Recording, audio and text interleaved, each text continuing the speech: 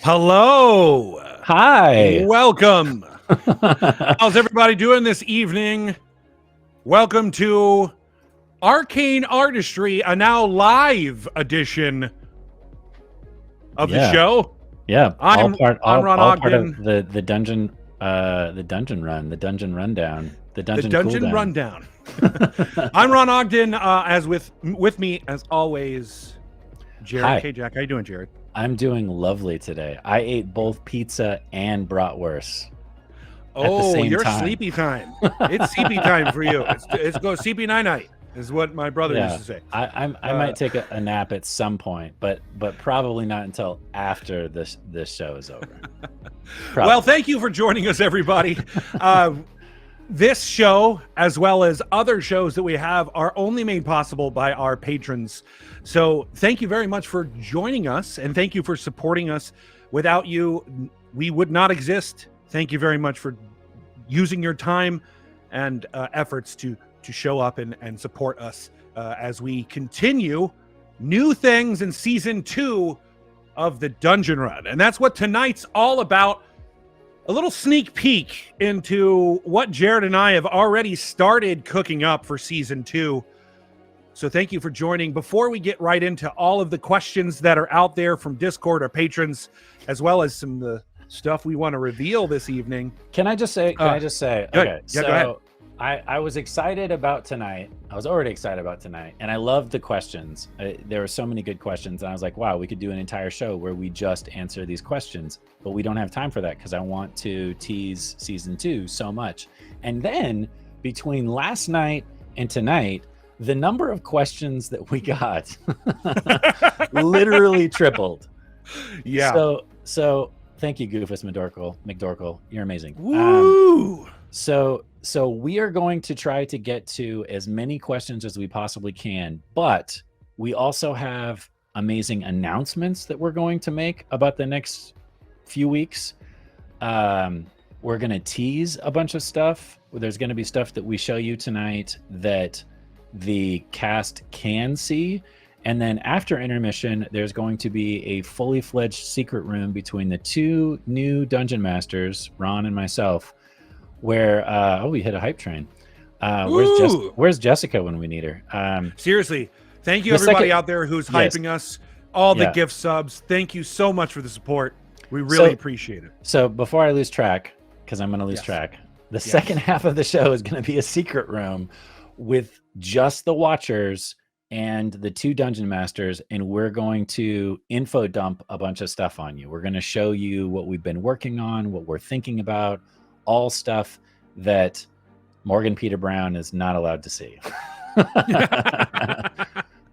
So they get to watch up until intermission.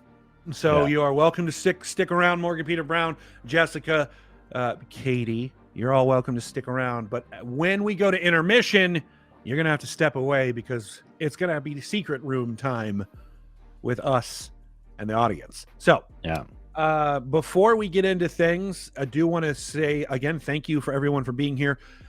Morgan, we see you there. Love that you're here. Thank you also for being here, Morgan. Support is very important. Jarred, how was your week? It was pretty good. A little hectic, a little busy. We're cranking out some stuff. We got some art coming in. So we had to have a lot of back and forth with our amazingly talented artists, which I'm going to say JD Illustrates and JP Kuvert are the bomb. Yes, and they knocked it out of the park and are continuing to knock it out of the park. And I am so excited to share with all of you the awesome stuff that they've already done, and we have them conscripted to do even more. So hopefully absolutely. You like what you see, because there's going to be a whole lot more of it. All right, let's see. Are there any announcements that we've got to do right off the bat? Morgan, help me remember if I'm forgetting anything. Merchandise? Is there anything about merchandise? Merchandise. We've got the new Liam Draws poster up on the dungeonrun.tv. You can check our shop there. We got a new posters, some new canvases, also a sweet pint glass. Nice. So check that out. I'll have to get one of those for myself. Absolutely, gotta get one for you. We thank the patron, thank everyone. I want to thank everyone for all the questions that were entered in the Discord. Thank you so much for the feedback as well as the curiosity that you've got going on. That's what tonight's all about. Jared, do we want to? Where do we want to start? How do you want to start? So, well, did you want to pull a Jessica and thank all the people that were? Oh yeah, we could do that. I don't have the list like she does, but I'll go through since I've been in the room and say people's names. Number one, Goofus McDorkle. Thank you so much. Pooh Monkey, Morgan Peter Brown himself. Nice. Outputting a couple of gift subs there. Thank you, Morgan. Pacific Northwest, Fallstar. Thank you. Just Jules. And J-Lo Fett, thank you, everybody, for all the support. You guys are awesome. Let's see. Who else? Anybody else in there I could see? Dadpool with some balloon drops. Force a neutral balloon drops. We got the Gamer Share. Always a good to see Gamer Share here. U Oakhart. Angel Devilson. Hello. AG McLeod. JT Justice, a lot of you out there, regulars. So Bear Rippers, thank you for joining. Vosh Voyager, thank you guys for joining us and contributing to the chat, including people like C. Joe. And a first-time chatter, Sir Proper Frost. Perfect segue into what we're doing first, Jared, I think. Yeah, really. Sir Proper Frost. You're gonna be happy with season 2, Sir Proper Frost. Indeed, indeed. So the way tonight's going to work, just want to kind of lay out the flow of the show, just for all of you that are watching so you kind of know what to expect. Obviously, we want to get as many questions answered as possible, but we're going to break that up. We're not going to just do all the questions at once because that would be a lot. So we're going to do some questions. Then we're going to reveal some amazing art from JD Illustrates that has spawned out of Ron and I creating new races for our new world. And we have 3 new pieces of art for that, but there's multiple races that we have constructed. Then we're going to do a fun creative exercise with all of you in chat where we're going to create a city or a town.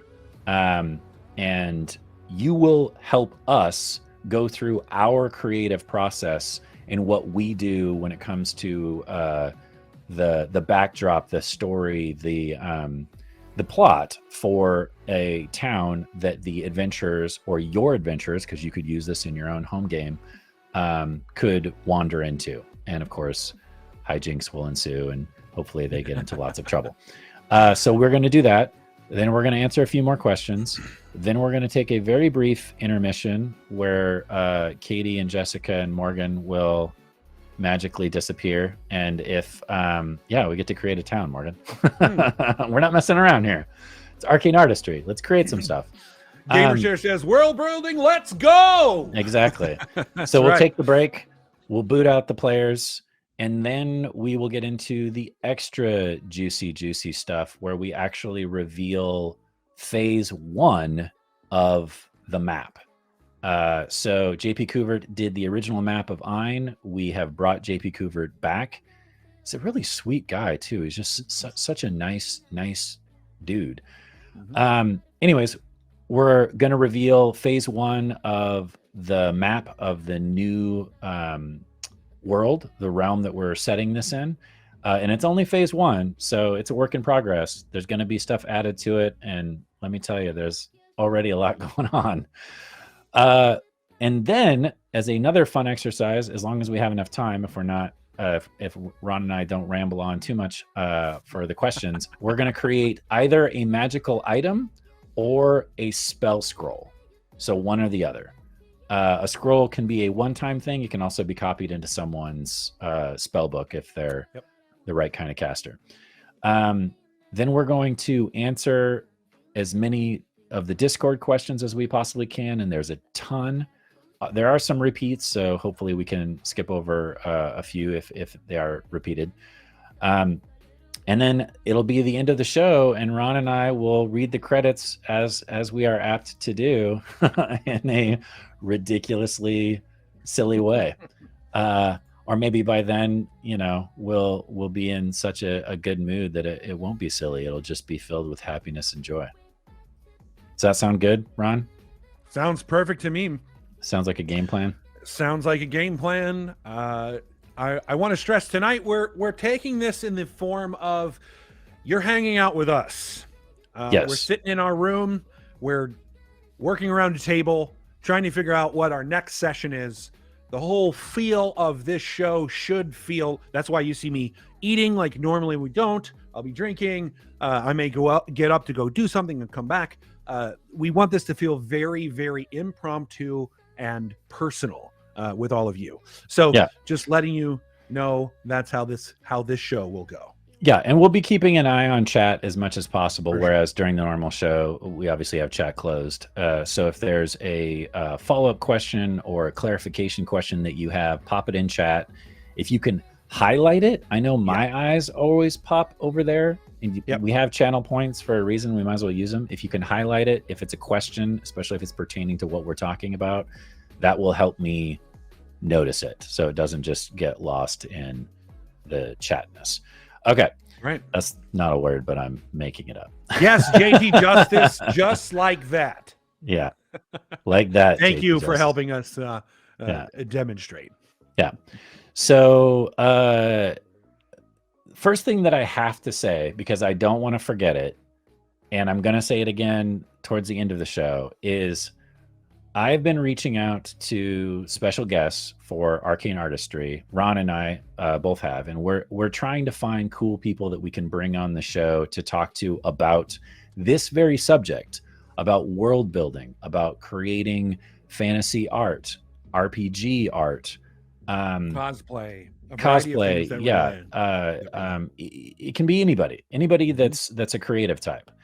So I, through a series of connections, reached out to Ed Greenwood. And if you don't know who Ed Greenwood is, what are you doing here? Why are you here?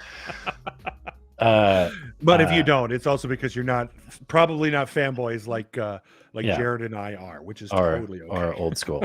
So Ed Greenwood, if you don't know, is a novelist, a writer. He's also just a very nice guy. I don't know what it is about nice guys. It's just a soft spot for me, I guess, if people are nice. Yep. That's why I like you, Ron. Yeah, you're a nice guy. Thanks, man. So Ed Greenwood. I like you. Ed Greenwood. That's the big announcement. Ed Greenwood is going to come on our show, and we are going to ask him questions about world building. Why would we ask Ed Greenwood about world building? Ron, why don't you tell the folks at home? Oh, I don't know, because he created a little thing called Forgotten Realms. Which is the whole thing that like Dungeons and Dragons which is mostly what D&D is. That's exactly right.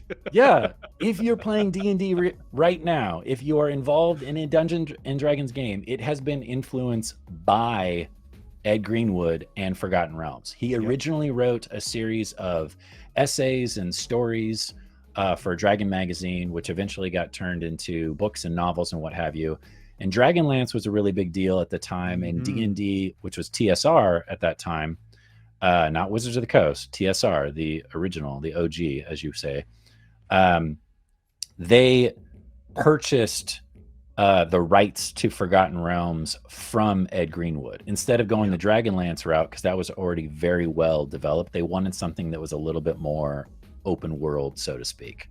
So they went the Forgotten Realms route. And that's like Toril. I mean, that's literally everything that most of the gods that we know of. Yeah, absolutely. And if you like Elminster, if you've ever heard that name before, that's Ed Greenwood. Ed Greenwood created Elminster. So I'm also going to be, both Ron and I are going to be fanboying out hard. Yes, we are. Yeah, and that's going to be on May 4th. So May 4th, put that in your calendars.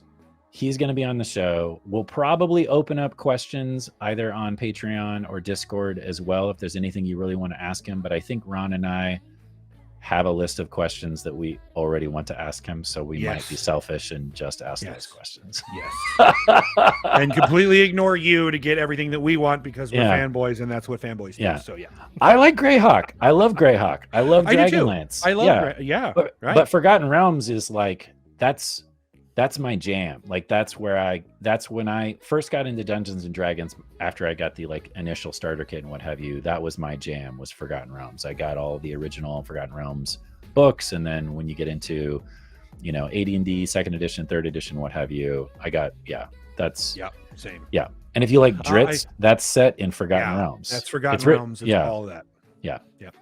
Okay. I did somebody mention that May 4th will be Star Wars Day, but I'd also like to point out that it's May the 4th of Good Be With You.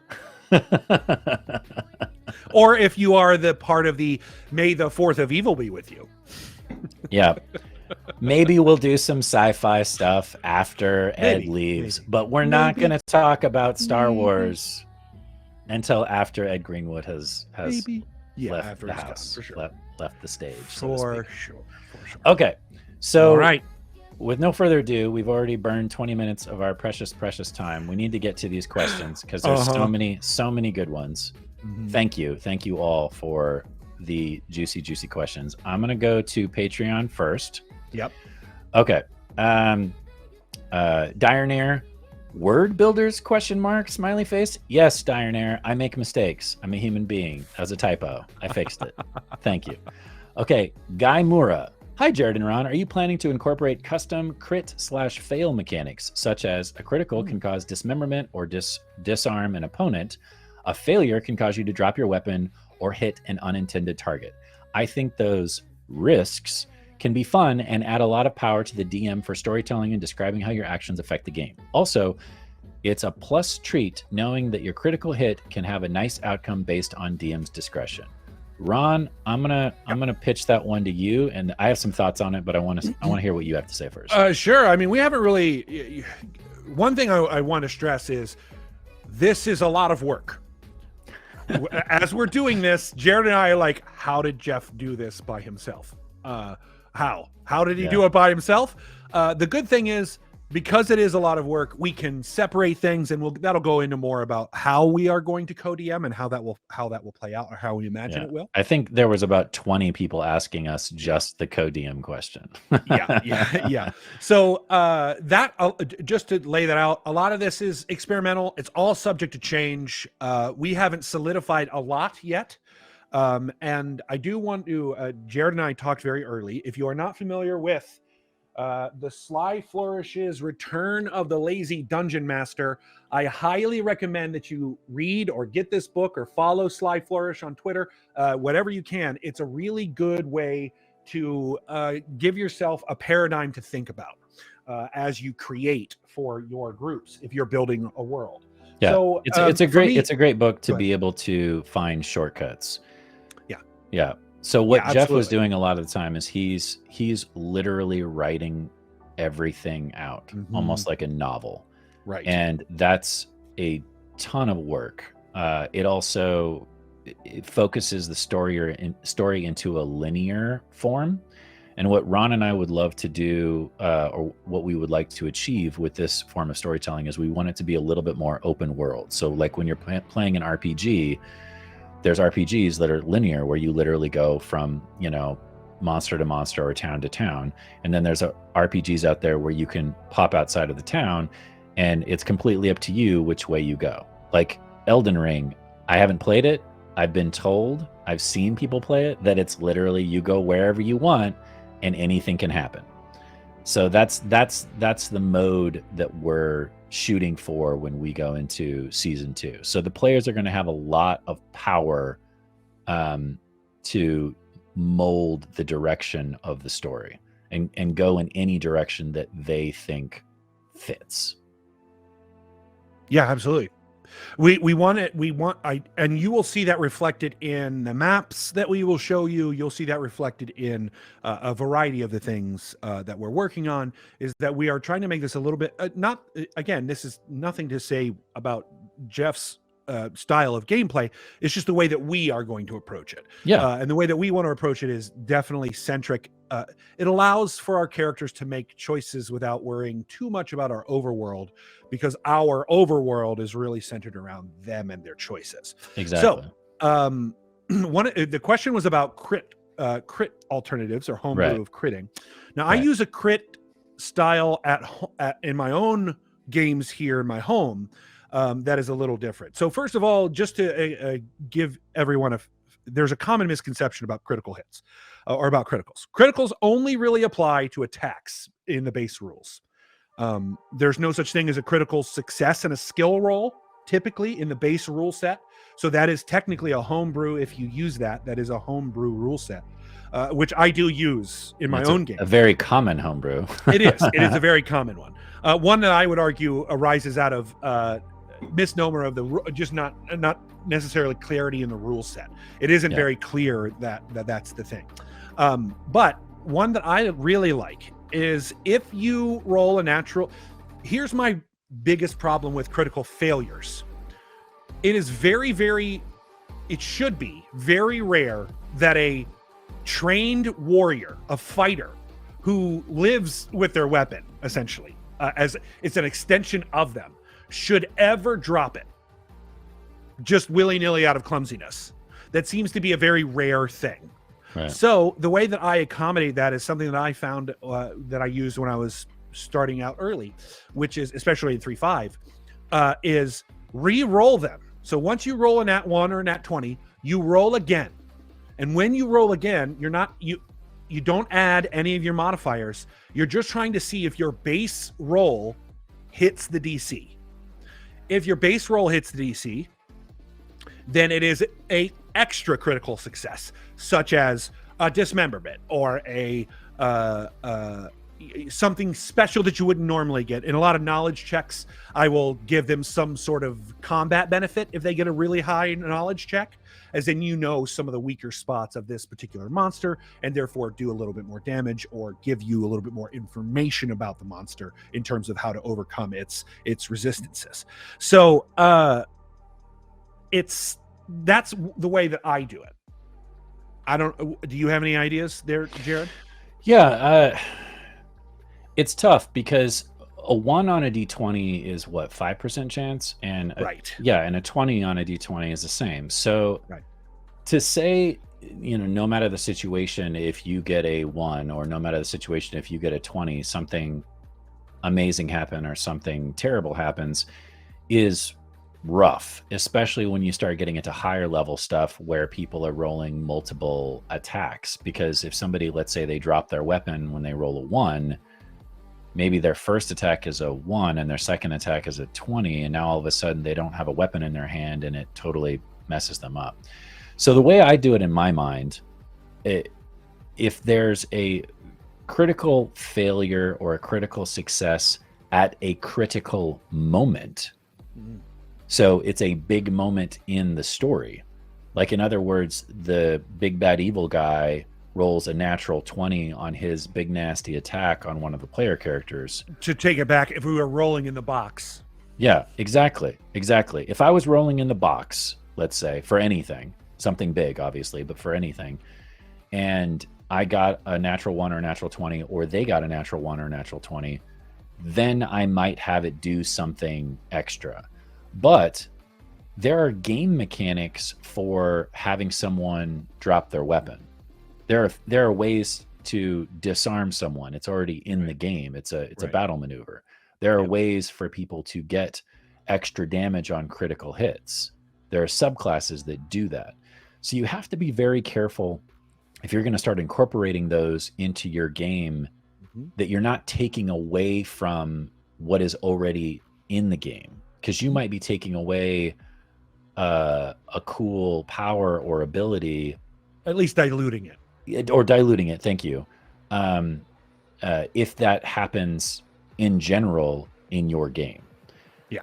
That being said, there was a moment when I was running my 2-shot, the Sapphire game, where Trisha fought a duelist, a professional sword duelist, and he had the ability to disarm her if he rolled well enough, which he did. And that was a cool, unique storytelling moment. And I see some people saying that you can roll on a D100 chart. Just realize that if you do that, you're now adding an extra roll to your combat, which is going to slow your combat down. Yeah. So if they're fighting, well, and specifically because it's a larger die with more variability, for sure. Yeah, and if you do that, let's say they're fighting, 50 kobolds. Does each kobold have a chance of getting a D100 anytime they roll a 20? Right. Yeah. So I think I understand where the question is coming from, and I think it's a good question, but I just think you have to kind of pick those moments. You have to be very, and that's just, that just comes from experience, and that just comes from feeling it out, Shots fired. Unknown Axiom says the way to disarm someone is to have your crows do it. Oh, thank you. Shots fired. Thank you. Shots fired. Yep. Shots fired. I see we're going there already. All right. Already. You want to be adversarial? Fine. Let's go. Let's do this. Okay. I think that's the first question. We did it, Jared. Yay. Okay. So let's savage. Let's speed things up. Yeah. Okay. So Red Robin. Hello, DMs Jared and Ron. Very curious to learn more about the dual DMing mechanic. Will you be handing off DM responsibilities from week to week? Will when one of you is the DM in the chair in a particular week with the other one being a player? Really excited for the new season. Keep up the great work. Thank you. So this is probably the most popular question that Ron and I got, is everybody wanting to know how co-DMing is going to work. So I need a medic. Yeah. So in my mind, and this is something that Ron and I talked about very early on when we found out that we were going to be co-DMing instead of just one of us, is it takes a little bit of the heat off knowing that you have somebody in your back pocket that can jump in at any moment to look up a rule, to create a quick fight scenario that you weren't expecting because the players went off in some weird random direction. All the moments where you saw Jeff's head start to explode during the show because we were doing something that he wasn't expecting, that's where co-DMing, I think, is going to come in strong. And I really truly feel this. Ron and I it'll take a little bit, but we will find a rhythm to where we're not talking over the top of each other or cutting each other off or, God forbid, arguing about a rule or something like that. Yeah, we will find a rhythm to where that stuff is going to get all ironed out. Yeah. But my concept for this, and I think Ron even said this early on when we first started discussing this approach, is there's a primary dungeon master and then there's a secondary dungeon master. And then those roles will switch at one point, and then they will switch back, and then they will switch again. And what that's going to allow us to do is, while one person is narrating the story or DMing the show, the other one is running mechanical stuff. They can run combat, they could run specific NPCs, exactly, which is a huge job. It's one of the biggest jobs that a dungeon master has, keeping all of that stuff straight, number crunching and what have you. Yep. But then once we get to a certain point in the story, those roles will swap. And the person who was the co-DM or the secondary DM will take the pilot's seat. Oh, I like that. So there's the pilot and there's a co-pilot. And that's going to be how we're going to work it. And I'm legitimately excited because there's always that moment when you are DMing where you go, wow, if I could just have, and if it's a home game, you can do this, you can take a break. But if I just had an extra 5, 10, 15 minutes, I could come up with a scenario that would be really cool, since all the players decided to go this completely random direction that I wasn't expecting. And if we really want to achieve this open world feel, we will need that. It will have to be an absolute necessity to get that chemistry to work. It'll also give us a lot of, as someone in the chat here, Brandon Nerd said, all those moments when a DM has to have a scene with themselves. Not this time, right? It gives us a lot of options there where we, splitting the party is not as stressful for the DM anymore. True. You can have opposing NPCs that aren't necessarily opposed to the player characters, but are opposed to each other. So there's a lot of really interesting storytelling that we can do when you have a two-man team as a DM. And the way that I've kind of talked to Jared a little bit about this is I always go back to improv, because that's ultimately what we're doing here. We're creating long form improv, and so in improv there's the concept of a one-person show, and then there's a concept of a two-person show, and it has always been in my experience, I can do a one-person show, I can entertain, that's a thing I can do, but it's a lot more deep and prepared and connected when you can bounce ideas off of someone else that then can modify and enhance your own ideas, that then also you get into this cool creative feedback loop. And Jared and I have already experienced that a few times now. Oh, big time. Big time. Just you kind of get out and go, whoa, that was cool. Like we just did a whole lot. And it's really hard to get stuck in a rut when you have somebody else to bounce ideas off of. Yeah, that's absolutely right. Yeah. So there's a lot of strength and flexibility that comes with two of us.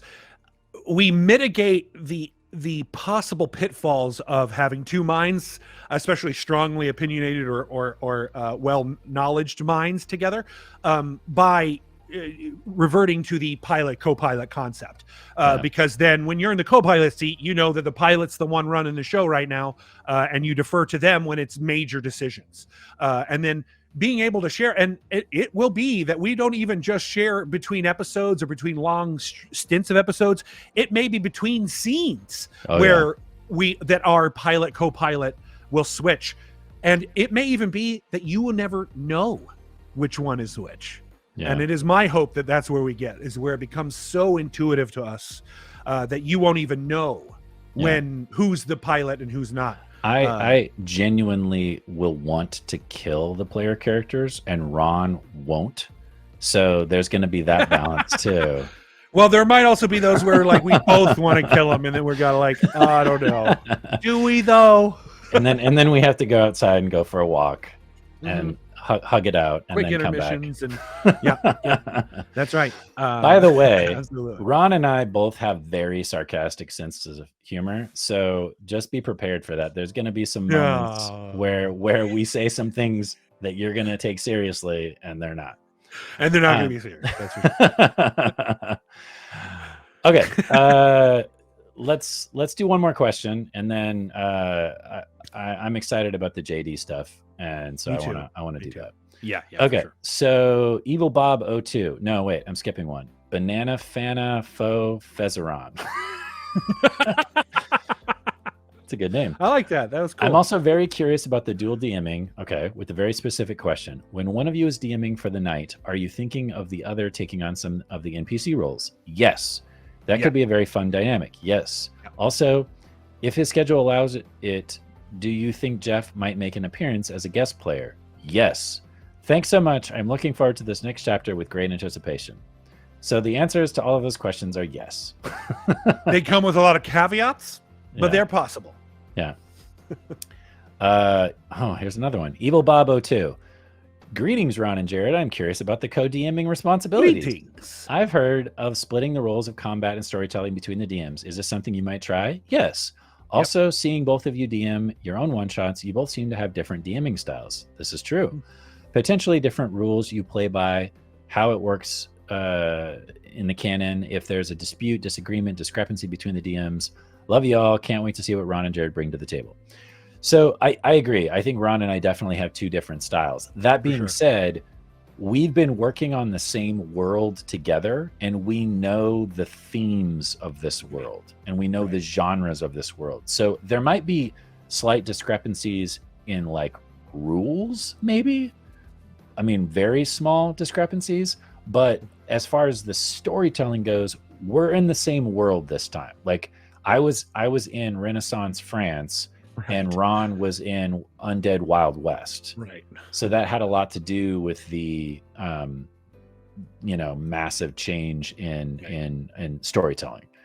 And thematic elements play heavily in that too. Like I feel like in futuristic past Undead Wild West, I could shoot from the hip more, to use the phrase, whereas in this I do not feel like I could do that. So thematic elements have especially for me, have a huge impact on how I my play style specifically. And you can see that if you've seen me in like the stuff that I've done with Jasper's Game Day or on D&D Beyond. My play styles change depending on the setting. So one shots versus campaign, totally different. Correct. Yeah. Thank you, Brandon Nerd. Livid Lubis, where will this story be? We create a new world. And we will be showing you after intermission, so stick around. So maybe sure to stick around. Yeah. Okay. Let's do one Any more question. Questions? One more question. Yeah, one more question, and then we'll go to the JD stuff. Okay. So Ellen Skirvin. Hey, first off, thank you for all you do with the dungeon run. You're welcome. I am working toward DMing for the first time and just wondering how you keep yourself organized as a DM. Great question. Do you use any programming? Keep particular documents on different topics of characters? Use Excel, etc.? I am new to this, and it seems like a lot to manage. So any tips on keeping yourself organized would be great. Thank you for all you do. Ron, why don't you? I am not the best organized individual. It's just not the way I work. I've tried for my entire life to try to be super organized. My brain doesn't work that way. My brain organizes things out of chaos, and that's what helps me. So improv is something that I very much heavily rely on, and that's one of the beautiful things I love about Sly Flourish's Lazy Dungeon Master. Is it's more about being prepared enough so that when you improvise, you're not destroying your own choices when you built the world. So for me, I use whatever I can that's easily accessible, so I'm more likely to use it. So for me, it's like Google Drive. I use Google Docs. I use Dropbox. I use there's a lot of different things. There's a lot of websites out there too, and some interesting stuff, especially around the Web3 new stuff that's coming out. There's a lot of new websites that are also advocating things like using a map as a way to help tell a story and keep organization of all of your things in a timeline. So we haven't really dug into the tool set just yet, because right now we're using rudimentary things because it's easier to do so. But going forward, it is my plan to completely overhaul once we have our characters and we know who they are. It is then, okay, now we've got everything that we need to start setting things in stone. And so once we start doing that, then we'll be transferring all the stuff that's currently just notes in a pad into a regimented, structured place where basically we will use the maps to help us keep track of when and where and what happened. So yeah, I'm also one of those guys that I get a lot of inspiration from like dreams and from like weird experiences that happen in my life, or a book that I read, or a TV show that I watch. Like inspiration comes to me at the weirdest times. And so I usually always have a notepad nearby, or just a scratch piece of paper nearby, so that I can literally wake up in the middle of the night. And I've done this before and my wife hates it. I'll wake up and grab a piece of paper or a journal or whatever next to my bed and write in the idea that I just had, or I'll email myself the idea and put a special note, TDR idea number 3 or whatever. And it'll be an idea about, an opening scene for a session 0, or a race that I think would be fun to create with Ron, or a challenge that I think would be fun to run that's not just straight up combat. So my big hint to you, you obviously want to keep it all organized and what have you, and there's a million ways to do that. My big recommendation as a starting dungeon master is no idea is a bad idea. Yeah. Write it down. Right. Just write it down so that you don't forget. And then that way you have all of those notes that you can at one point kind of collect together and then start to create through lines. That's kind of what I was showing just now is like, Yeah. I heavily use my iPhone's notes app because my iPhone's in my pocket. It's always with me. It's the thing that I have. It's my notepad. So that's how I do it is I use like audio recordings too, though. Like you can hit the audio absolutely. recorder on your phone and blah, blah, blah, blah, blah, blah. Especially for NPCs. Then, especially for NPCs, I use that, like voices that I'm playing with, emotions that they might have, talking to myself as the NPC. Sometimes I will do that kind of stuff for sure. Thank you, a jar full of bees. Thank you. Okay, so I'm going to pause on the questions because I think we need to feed them what they want. Yes. Which Indeed. is the JD illustrates art. So what happened is we created these races. Ron did a lot of the work. I came up with ideas. Ron did a lot of the work, I'll be honest. Then we gave these concepts to JD, and he immediately launched into creating the art. So we have art for 3 subspecies of the first race. And I'm going to let Ron talk about this because he did the majority of the work. All right. Well, the first race that we're introducing today for season 2 are the Ursaka. The Ursaka people originated in the frozen ice shelves of Northumbria, where they spoke Dwarven and practiced the natural rites of Bahatha, their creator spirit of the Animus. The Ursine are bipedal, fur-covered bear people who now live widely through the northern island of Toss. They are divided into 3 distinct sub-races based on the biomes that their specific peoples evolved: the Alpine, Arctic, and Taiga. Now, I'll get into the specifics of each one of those evolutions, but I want to cover the traits that the Ursaka share. So first, all Ursaka are strength is increased by 2, and their constitution is increased by 1. The average Ursaka reaches the adulthood age at age 12, and they live up to 120 years. They are between 6 and 8 feet tall, and they weigh between 300 and 500 pounds. Their size is considered medium. Their base walking speed is 30. They get a 60-foot dark vision. They get something brand new called Long Clawed. Now, Long Clawed is very similar to something like the Aarakocra, where they get natural attacks. In this case, they get a natural attack they can use to make unarmed strikes. If you hit with them, you deal slashing damage equal to 1d6 plus your strength modifier instead of the bludgeoning damage as normal for an unarmed strike. When you make a melee attack in this manner, your reach for it is increased by 5 feet.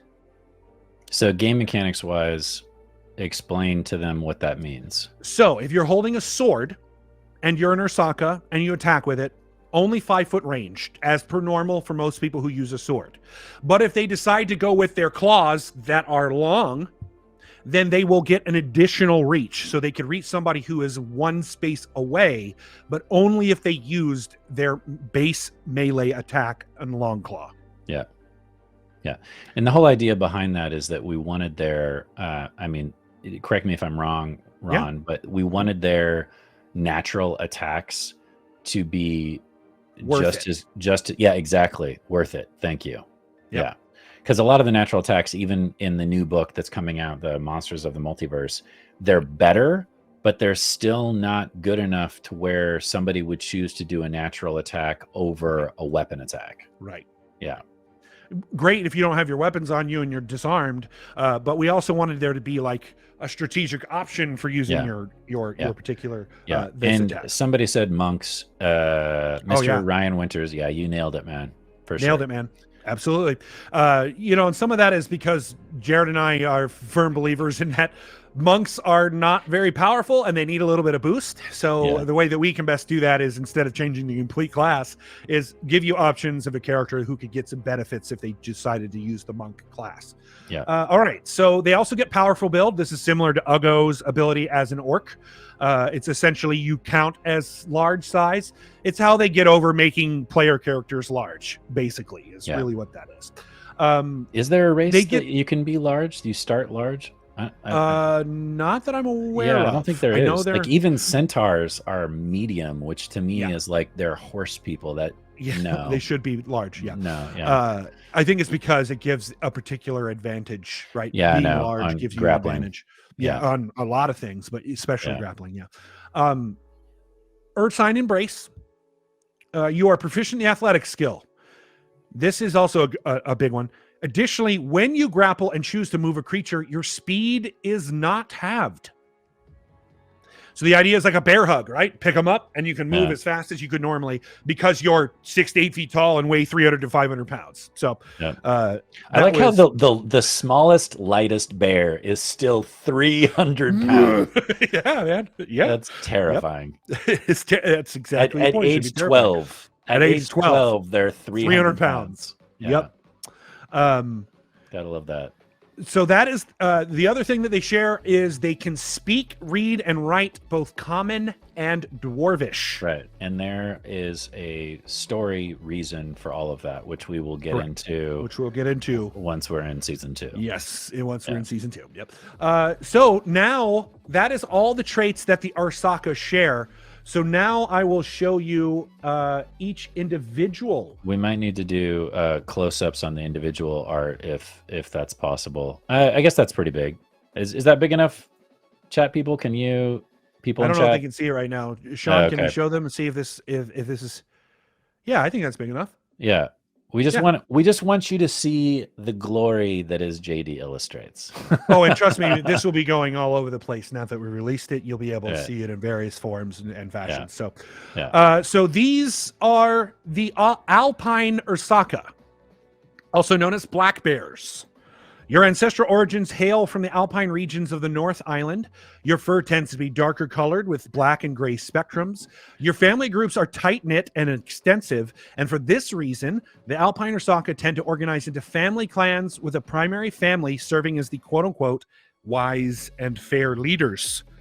As an Alpine Ursaka, you're accustomed to turning the forest to your advantage. Your lighter frame allows you to gain a climb speed of 30. Additionally, due to the familial nature and importance of your species, you become proficient in the insight skill.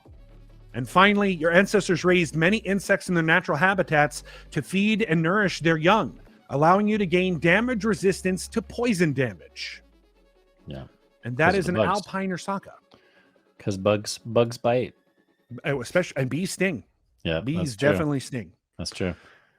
Definitely. So the next one is an Arctic Ursaka.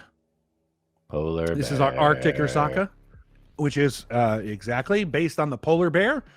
Your ancestral origins hail from the Arctic regions of North Island. Your fur tends to be lighter colored with the white and beige spectrums. You tend to form strong nuclear families, with most adults choosing to live in isolation if they are childless. And for this reason, the Arctic Ursaka tend to be individualist and require a strong sense of survival. As an Arctic Ursaka, you're accustomed to turning the cold and desolate north to your advantage.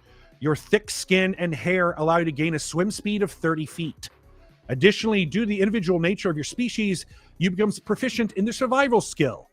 And finally, your ancestors found themselves constantly wet and alone in the wilderness, and therefore gain damage resistance to cold damage.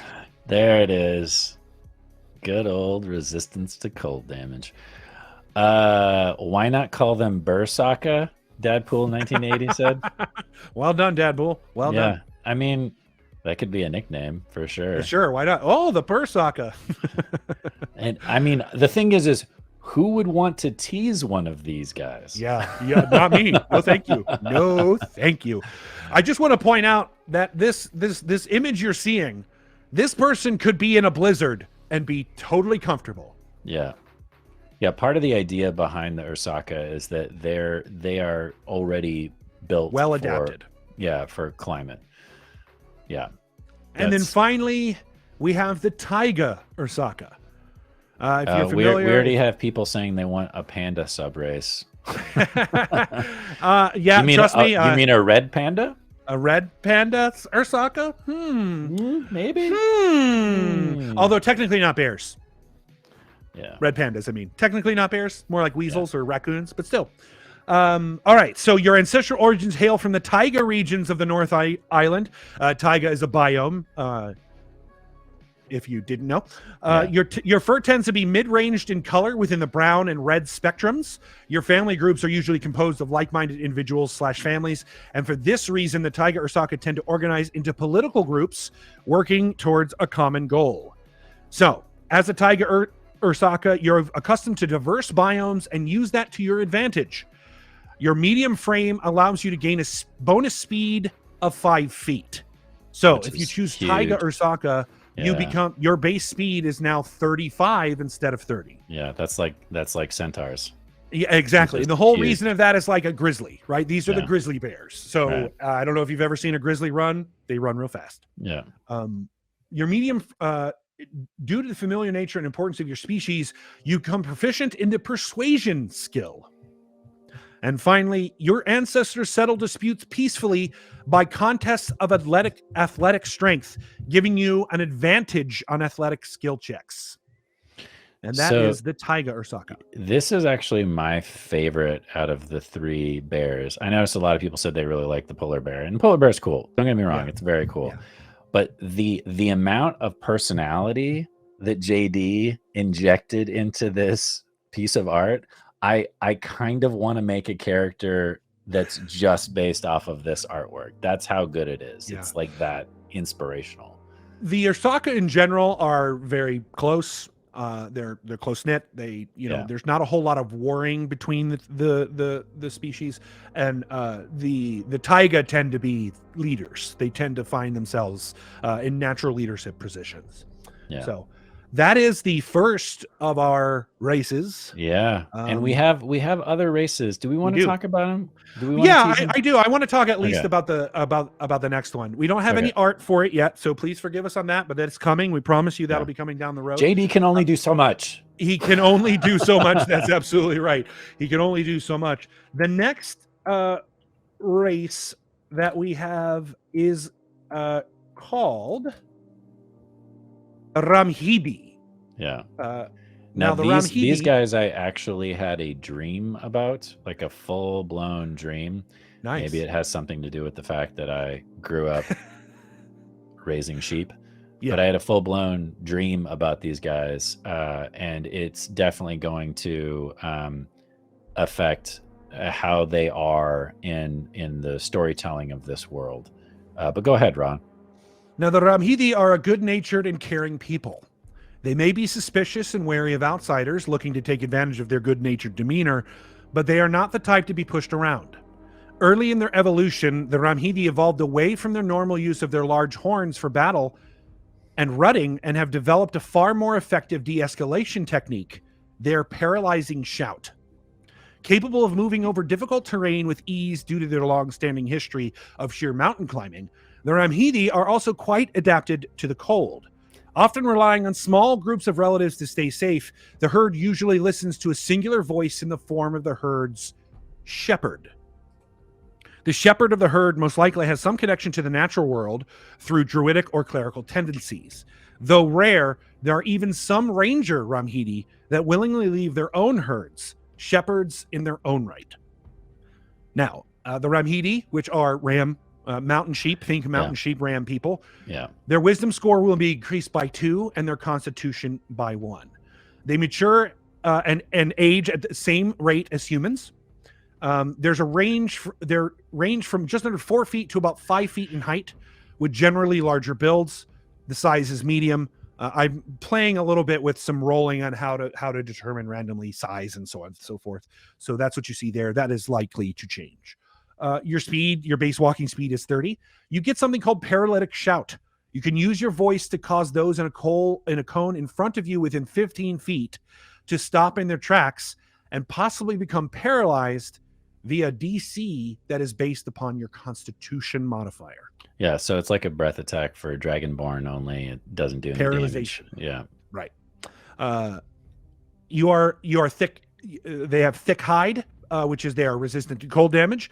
They're sure-footed, which they can ignore the penalty for difficult terrain, and they have advantage on saving throws against movement impairing effects. So things like what is the one that we messed with the other day? Thorns, not thorns. What's the my brain is crapping on me. There's entanglement for one is one. There's a few other movement impairing type spells that they would get advantage against those types of spells. They also get even spike growth creates difficult. Yeah, that's the one I was thinking of. Spike growth. You have the proficiency in the nature skill, and you can understand the druidic language. Right. You cannot speak it, but you can understand it. Yeah. And finally, their languages is they can speak, read, and write Common and Dwarven. Yep.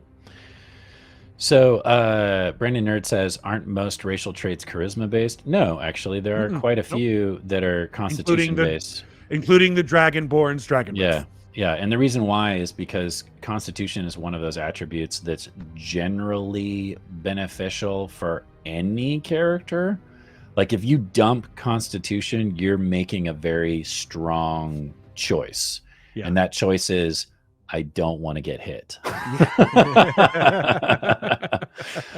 Absolutely. That being said, I mean, you can totally dump Constitution and still play one of these races. It's still totally viable. In fact, there's a lot of people that play Dragonborn that don't necessarily have a high Constitution, and their breath attack just doesn't have a high save, which is okay because they have lots of other cool abilities that they get as well.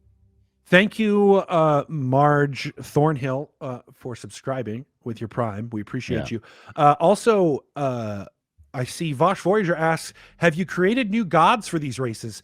Vosh Voyager, one of the things that I love to do is to create pantheons, and I am deep into the pantheon creation.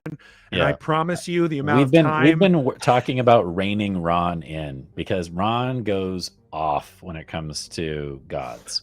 Well, but look, you got to give it a, it's got to feel real. It's got to feel like it's been thought out and that there's a real history. We went from one god to like 20 gods in the span of like 2 weeks. I did rein it back. I reined it back. I kind of merged some of them together. Yeah. But there's even some stuff I was working on today, Jared, that we haven't even got a chance to talk about yet. That when I was telling Heather, she was like, yeah. So it's for me, when I was growing up, Romanian Greek mythology and the Norse mythology, and I mean really it eventually grew into all mythologies. I have a book here that is so thick that's just all kinds of different mythologies, Native American, Japanese, it's all of the different mythologies. I'm obsessed with cultures and how they define themselves by the gods that they believe exist. And as we can see in our storytelling, that's everywhere. It exists in Marvel, it exists in pretty much everything. So for me, I love that stuff. I love it. So. Morgan Peter Brown is like, by the way, our deepest apologies to Ron and Jared's families during this difficult world building period. Yeah. I mean, this is the stuff that Ron and I love. So it's definitely one of those things where we love what we do, and we're going to love sharing it with all of you. And we're going to love building it with all of you, literally building it with all of you. So it's definitely a passion of ours. And it is not something that we take lightly. That being said, our significant others will probably at some point rein us in. Yes, they will. Yeah. So the idea behind the Ramhidi is that I had this dream. I told Ron about it. We started talking about possibly creating new races for the world. And, I was like, yeah, let's do it. And he immediately said, let's do bear people. And I was like, cool. And he goes, let's do 3. And I was like, whoa, dude, you're going crazy. But I already see in chat that people are talking about koalas and other crazy bear folk. So maybe at some point we'll just have an entire bear kingdom, or like a one shot where everybody plays a different type of bear, just so everybody gets their. And we have water bears too. We're going to have to have water bears. We're going to have to have one. Hey, I take offense to that. Infinity Hamster. Infinity Hamster says Ron is crazy by nature. Shots fired. How dare you see through me? So we're not done. There's one more race. There is, and Ron wants this to do one is 3 still being worked for on. This one too. I did 3 sub races here, and these are also. This one is still very much in the works. They're called the Kanusk. They will also have 3 different sub races. Yep. The Kanusk people originated in the temperate and taiga regions of Northumbria, where they spoke Elven and practiced the natural rites of Bahatha, their creator spirit of Animus. So, Vosh Voyager, this is the second time that I've mentioned this particular creator spirit and the term Animus. So, obviously, it's something I should probably talk a little bit about. I won't reveal too much. But Bahatha is one of our creator gods, and they are the creators of the Animus. And the Animus are what we call animal people. Yeah.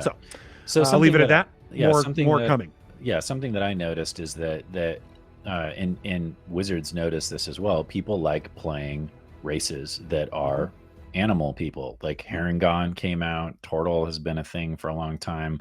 I played Tabaxi for 400 hours. So like animals are a popular theme among new races.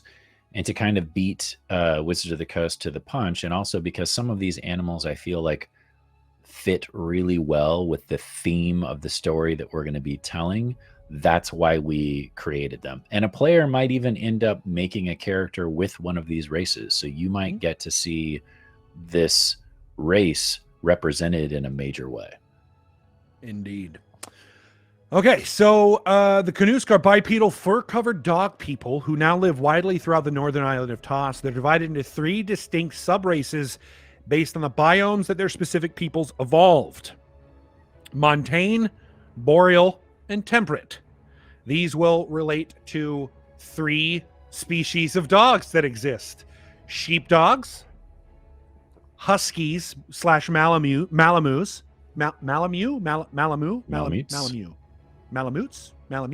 Somebody in chat will tell you.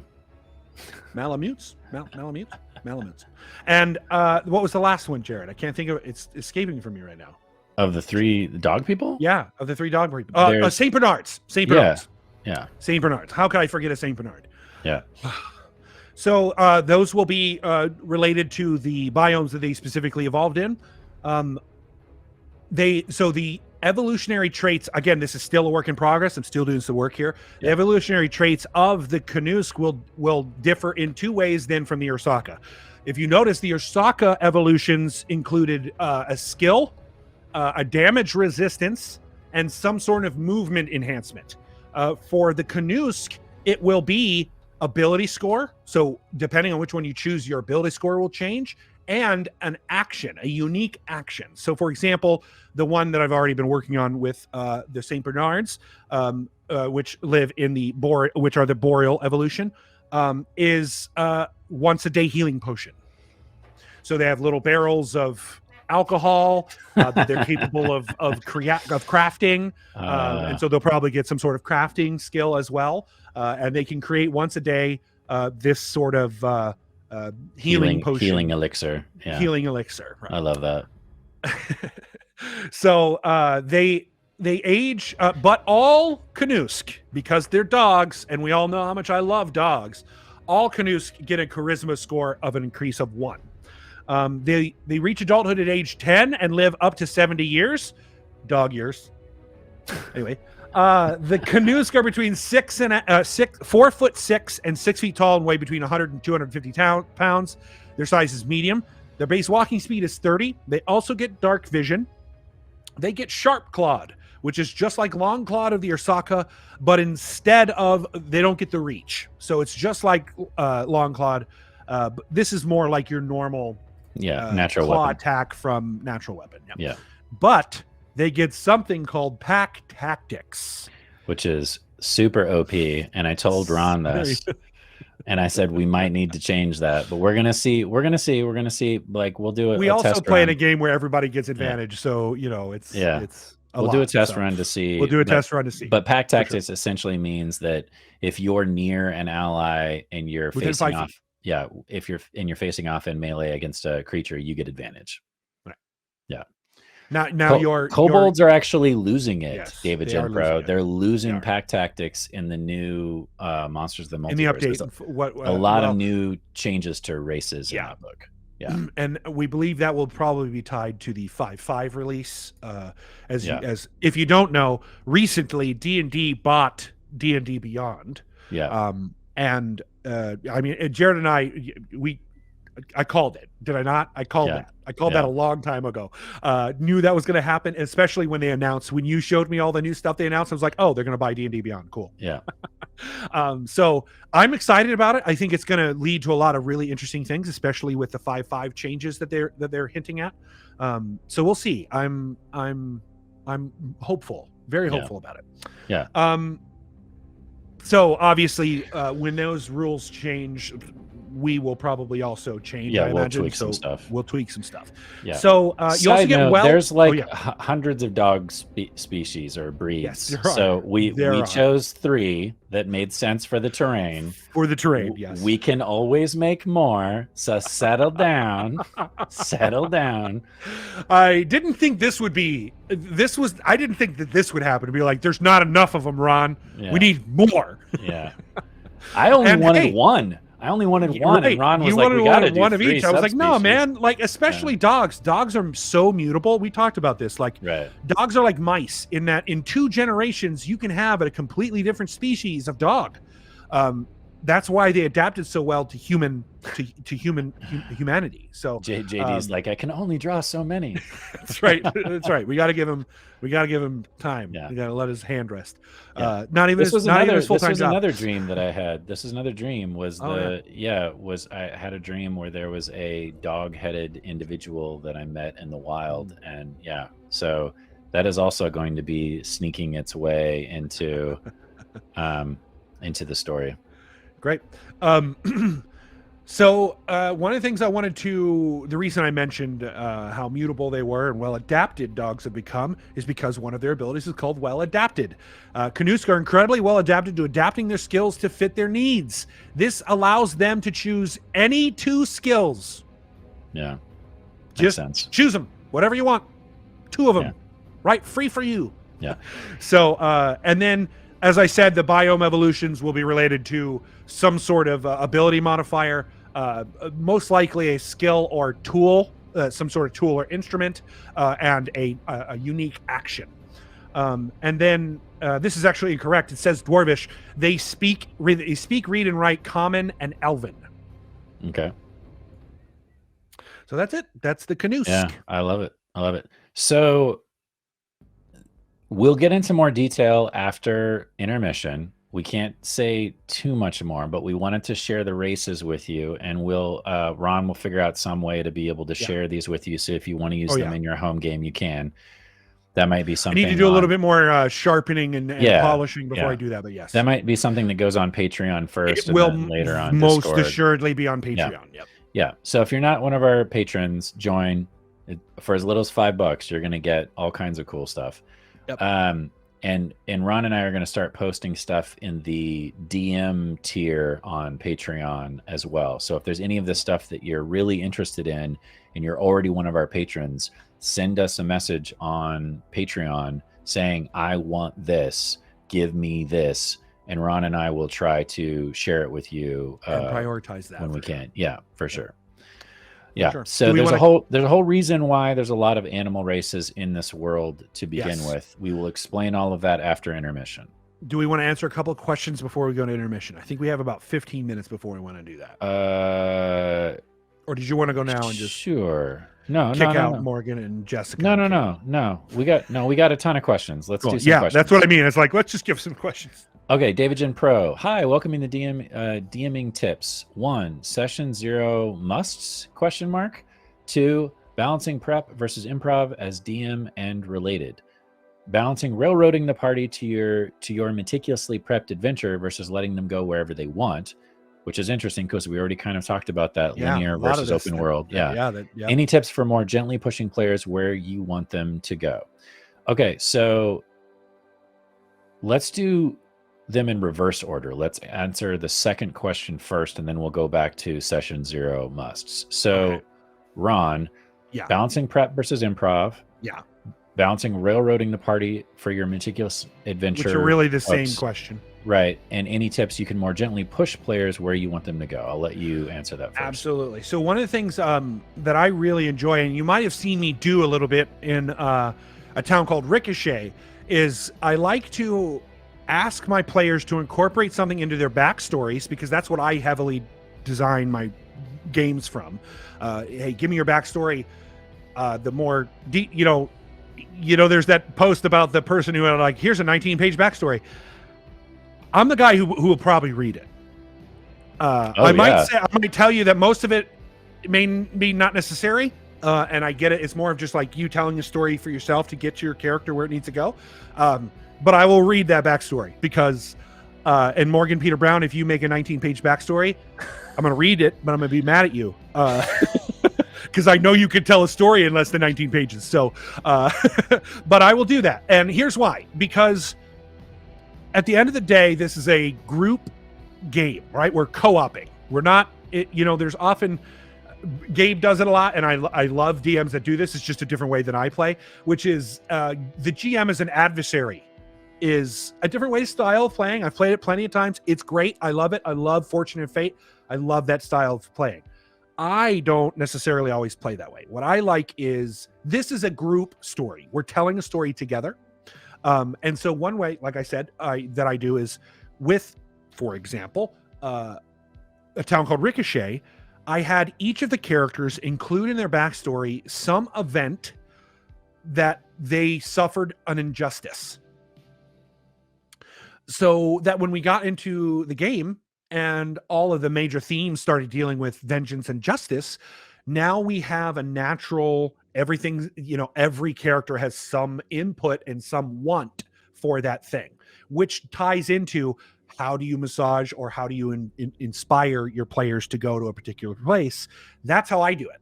Give them a shared experience. Give them something you can all relate to, and that's going to make it much easier for you, especially if you wrap it around your thematic elements that you're trying to nail with your story. That will definitely help. Another way that I do it is allow the players, as we are already doing with Sly Flourish's Lazy Dungeon Master, if you follow a certain improv set rules of world, creating enough of your framework so how it works. Jeff and I, Jeff had said many times that I put it in the terms of like mind palace, similar to the Sherlock Holmes. Like the way I understood that is like, I've built the world here. I know mostly what that world is and what's gone. And especially if I've thought about it like, okay, well, what happens if something explodes? Well, then how would this character react? Okay, cool. Thinking about those kind of things before any of that happens can really help you make sure that your world feels like it's wrapped around your characters rather than the other way around. And wrapping the story around your characters means you can rely on things like an open world, so you don't have to force them in one direction. Now, that big bad may not be in that town that you wanted to do, but he is in that one. And now we've made decisions why the big bad is in that town. And those decisions can always be like, once they have made a decision, right? You have to respond quickly to your players. So if your players are like, no, we're going to go over there. Well, that's not where I put the big bad just a minute ago. Okay. But I know he got there from here. And the reason he went there was because of this. Okay. Is there anything else that I've thought about there was another thing that I thought about that could have sent him that direction. And so now you're kind of shifting what you had planned because they decided to go a different way, so that you could swing it as well. And that's so much easier to do when your bad guys, when your story elements and your thematic themes or your thematic elements are wrapped around your characters. Right. You can also save all of that stuff that doesn't end up getting used and then using it later. Reskinning it, right? Reskinning is a huge thing in the Lazy Dungeon Master's Guide. And sometimes those encounters can be far more interesting later on because now you get to beef them up. Yep. You know, that goblin encounter in the beginning that you had planned that's now not happening until they're level 3 or 4 or 5.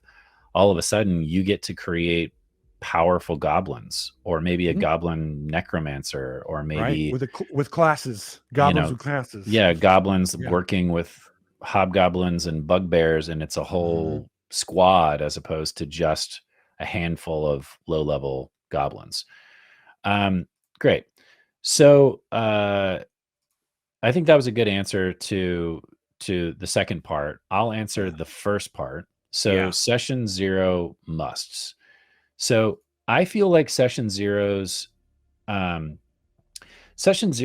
of those terms that people bandy about a lot. They throw it around a lot, and it's not that everyone has a different definition for what a session 0 is. There's no clear standard definition of a session 0. Yes. And they even mention it now, thankfully, in Wizard of the Coast books. Like, it'll talk about a session 0, and I think the DM's guide, and maybe even the player's handbook, but the DM's guide, I'm pretty sure, mentions session 0. In my mind, the benefit of the session 0 is not to play. You don't play hardly at all in a session 0. You might run a very short scenario or a short encounter, but it's not about playing anything. It's about having a conversation with your players and discussing what kind of story you want to create together. So if you're all it's a brainstorming session. Yeah. If with you're your all players on the same page going into it, and you all have similar expectations of what you want to do, and you can make characters during a session 0 as well. In fact, I recommend doing that because that's going to help your dungeon master create the setting, create the world, create the challenges that your players are going to go through. You also want to figure out what they're comfortable with and what they're not comfortable with. And that can also be as easy as figuring out what kind of story they want to tell. The terms like lines and veils. Yeah, I like dark fantasy. And I do think too. Yeah, and I think Ron does as well. That being said, we are also a family-friendly show. Right. So we have to have a conversation not only with each other, but with the players, right, to make sure that we're all on the same page and we're all saying, how far can we go? What's the boundary here? And what's off limits, and what is something we can do? Because I think it's also dangerous to just talk about what you shouldn't do. You also want to talk about what you want to do, what you want to create. And session 0s can also be about game mechanics things. Yeah. I want my character to have a gun. Are there guns in this world? Are there no guns? And I want to be a low-tech, barbarian character that's a survivalist. Is there going to be any survival scenarios so that I get to actually use those abilities or not? I want to use a lot of poison. Is this a low-level game? Because at a high-level game, a lot of monsters have immunities to poison. Simple mechanical stuff like that really helps create a basis going into that session 1 so that everybody has fun. Because at the end of the day, that's what this is about. If the dungeon master's not having fun, if the players aren't having fun, then why are we doing this? Right? Right. Yeah. So figuring out what's going to be fun for your players. Are your players hack and slash players? Are they power gamers? Are they more into story? Do they want romance? Do they not want romance? Like, all of those things, finding that information out is so beneficial so that you don't fall into any of the classic traps that a lot of dungeon masters do. And We were just talking about preparation. We're literally just talking about how you guide your players to where you want them to go. You won't have to guide your players. They will guide your story with their character motivations. And if you know what their motivations are, if you know their character is greedy, let's say, then it's easy to motivate their character to where you want them to go or where you want the story to progress. And that's why it's so important to make characters that are rich and filled out and have a life to them and have a backstory. And that backstory doesn't have to be 19 pages. No. But you should be able to at least write a solid paragraph as to what makes your character tick. Right. Why are you an adventurer? Why do you care? What do you care about? And those are the things that I would ask a player day one. First thing out of my mouth is, what do you want to play? What are your lines and veils? And what kind of story do you want to tell? And once you have a character concept, what does your character want? What makes your, whoever it is, tick? Yep. And once you have those things down, and you as a dungeon master need to memorize that, you need to know that inside and out, so that when you are creating your challenges, your missions, your quests, your monsters, your magical items, all of that, you have that rolling around in the back of your mind. That's your job as the dungeon master. Yeah. There's a question. I want to get a couple of questions from the Discord as well, just that are related to this, since we are talking about it. Sure. Smiley Fish 1234 asked, I'm playing in a series campaign, and there is some players that keep getting off track due to some distractions. What is the best way to handle this? Do they blow up and earn, Smiley Fish? That's what I want to know. Do they blow up and earn and ruin everybody's fun? Because if they're not doing that, count yourself lucky. So distractions can certainly be an issue. I think distractions are probably a indication that maybe there should be a little bit more work done on how compelling or drawing the thing that you're doing is. It just depends on the situation. It might also be just a simple, hey guys, I know we're cutting up a lot, but can we, we're trying to get through this. Can we just a simple ask? A lot of times people don't realize that they're being distracting. And so especially a friendly from your DM, always from your DM, a friendly, like, hey, can we keep the cross talk a little lower? Or, since it's this person's turn, could you give them the benefit of allowing them to talk to me so I can hear what they're doing? So a lot of it is just communication. That's a good session zero question too, though. Like, what kind of player are you? Yep. Are you the kind of player that loves to make lots of, side jokes? Yep. And there's nothing wrong with that. And I've played in games, I've DM'd games where we were constantly getting sidetracked and making all kinds of jokes. And I've also played in games that were much more serious and we were all in character the entire time. So you got to find that balance. You got to find where everybody else is and what they want out of the game too. Another one related to this, as you were talking about characters, Captain Crunch asks, when starting a campaign, do you create the cities and towns first, then have players work into that, or do you create players' homelands with them? So what I usually like to do, and what we have kind of done here, is you create a map, you put towns on it, and then, hey, you don't show your players necessarily what the map is, but you ask them about their backstories, get them your backstories, and then they create their backstory. And what we have done, and what I've done is, oh, okay, now that you've created a backstory in a city or town, I know that you come from this city that's on the map, and now that city is now going to be based around the backstory of the character that they just base it around your characters. Correct. One, it does a lot of the work for you. Yeah. Right. I mean, it does a lot of that other work that would be normally thrown away. Like if you had done all the work on that city and then your character goes, oh, but this, and you're like, well, now I got to redo the whole city. You don't have to with this way. Yeah. And I mean, it also gives the player motivation. So if their backstory is tied to a specific town or a specific city or a specific area, and then they have a chance to go there, that gives them motivation, which then makes your job easier as the dungeon master. Absolutely. So, and then one final one here from the Patreon or from the Discord related to this is from Friendly Undead Mage. How do you deal with creative block, and any tips on how to break through it? We luck out in that having someone to bounce ideas off of helps creative block really easily. So that's one thing I would suggest, Friendly Undead Mage. Find someone who's not in your group, who doesn't play in your campaign, that you could, hey, I just want to, I'm doing this thing. I got a cool idea. I want to bounce it off you. Maybe you can help me with something. Having another mind jumble it around in theirs can sometimes jumble yours and go, oh, that's what I was missing. Cool. So I highly recommend that. Yeah. Sometimes I just flip through the monster manual. And then I eventually find a monster that I'm like, wow, how come I've never used this? How come I know nothing about this monster?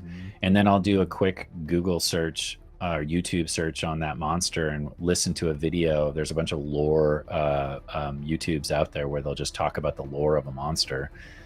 And then you go deeper down that rabbit hole, and don't go too far down the rabbit hole where you just research and never do anything with it.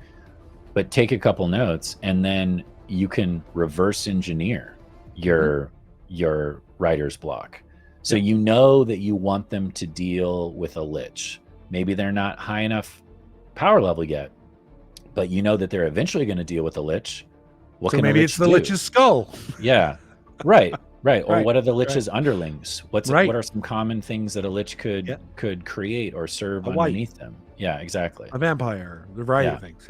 And same thing with magical items, same thing with spells, anything new that comes out. You can go through other people's homebrew, but I've noticed that most people's homebrew is unfortunately a little overpowered.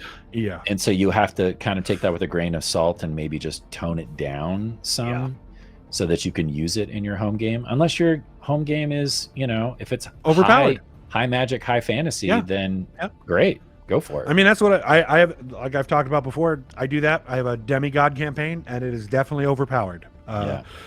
And you get to play with that, right? Now I get to play with overpowered stuff, and like, okay, you guys are overpowered, but now I get to think of overpowered things to throw at you.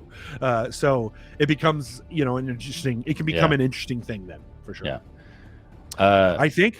Any more? You want to do one more? Well, there are some people in chat, and I want to acknowledge. Yeah, absolutely, of course, as well. Yeah, absolutely.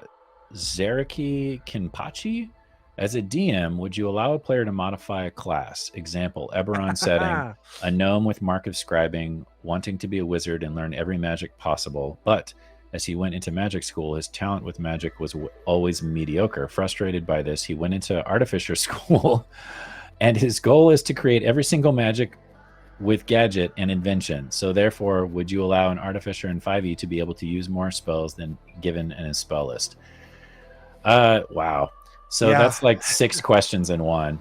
I guess the base question, the way I read the base question is this: would you allow someone to modify a class or a subclass so that it is different but still fits into the character concept for the character? And my answer to that is yes, but I wouldn't want it to tread on other classes or subclasses. And this is something I constantly talk to Ron about with our homebrew, because we're also going to be homebrewing some class stuff as well, not just races. And one of the things that always drives me nuts is that there are classes, subclasses that will come out that will then make older subclasses and classes almost useless by comparison. I love this music, by the way. I do too. It's like so what you don't want to do when you homebrew something like that, an ability, a power, what have you, is you just want to make sure that you're not going to be stepping on the toes of anything else. Like if you have a bard, let's say, or a rogue or somebody in the group, you don't want to necessarily give your cleric or your fighter or your magic user abilities that then make that rogue or that bard make their abilities seem pale in comparison, or it's just two people that can both do the same thing now, Yeah. which all of a sudden that also kind of steals the thunder away from those other people. You don't want to take the fun away from other people by doing that. But if you're literally homebrewing something that just fits into a character concept and it doesn't step on the toes of anybody else and it's not overly powerful, yeah, go for it. Definitely. But answer these questions at the same time. Is there a magical item that could also solve the situation that you're talking about, that they could then go on a quest for, and that could be part of their storyline? Is there a magical spell that you could homebrew that would allow the artificer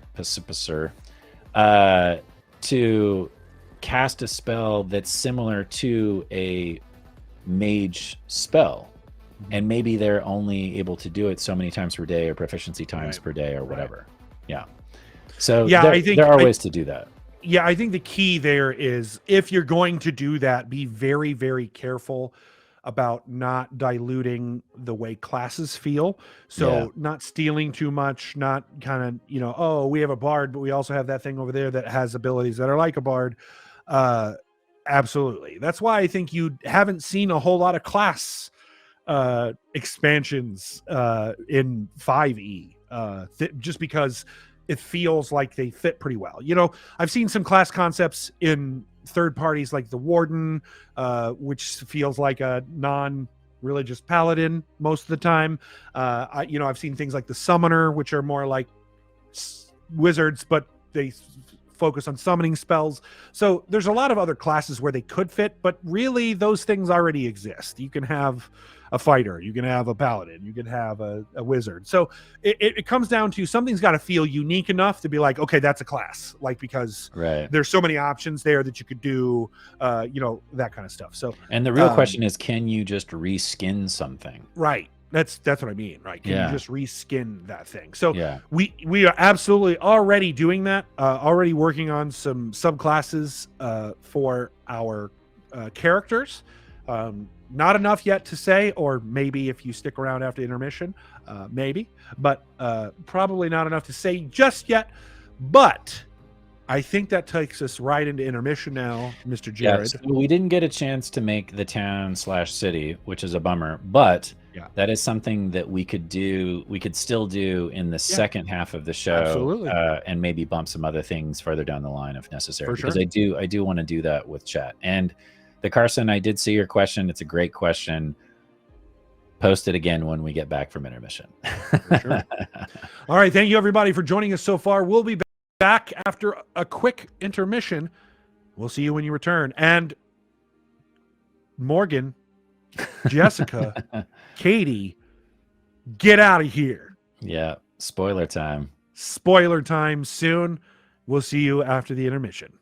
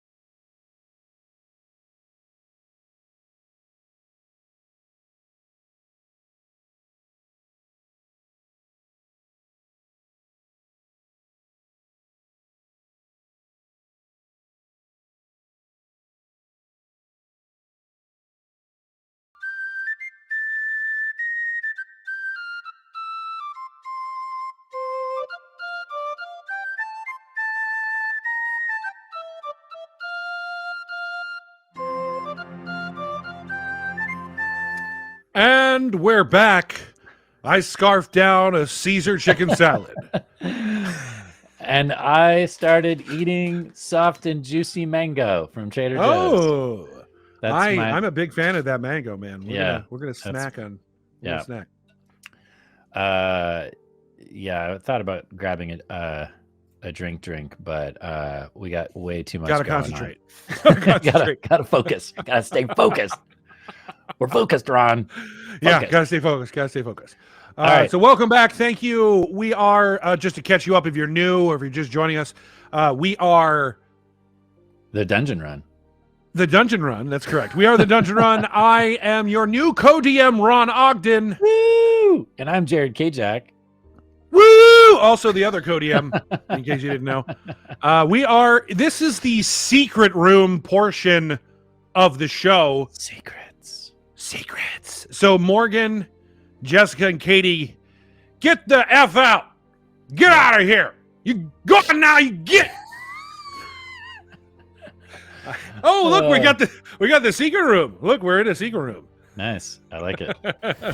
So this part of the show is just for you guys. And by guys, I mean guys and gals. You individuals. The watchers. Yeah.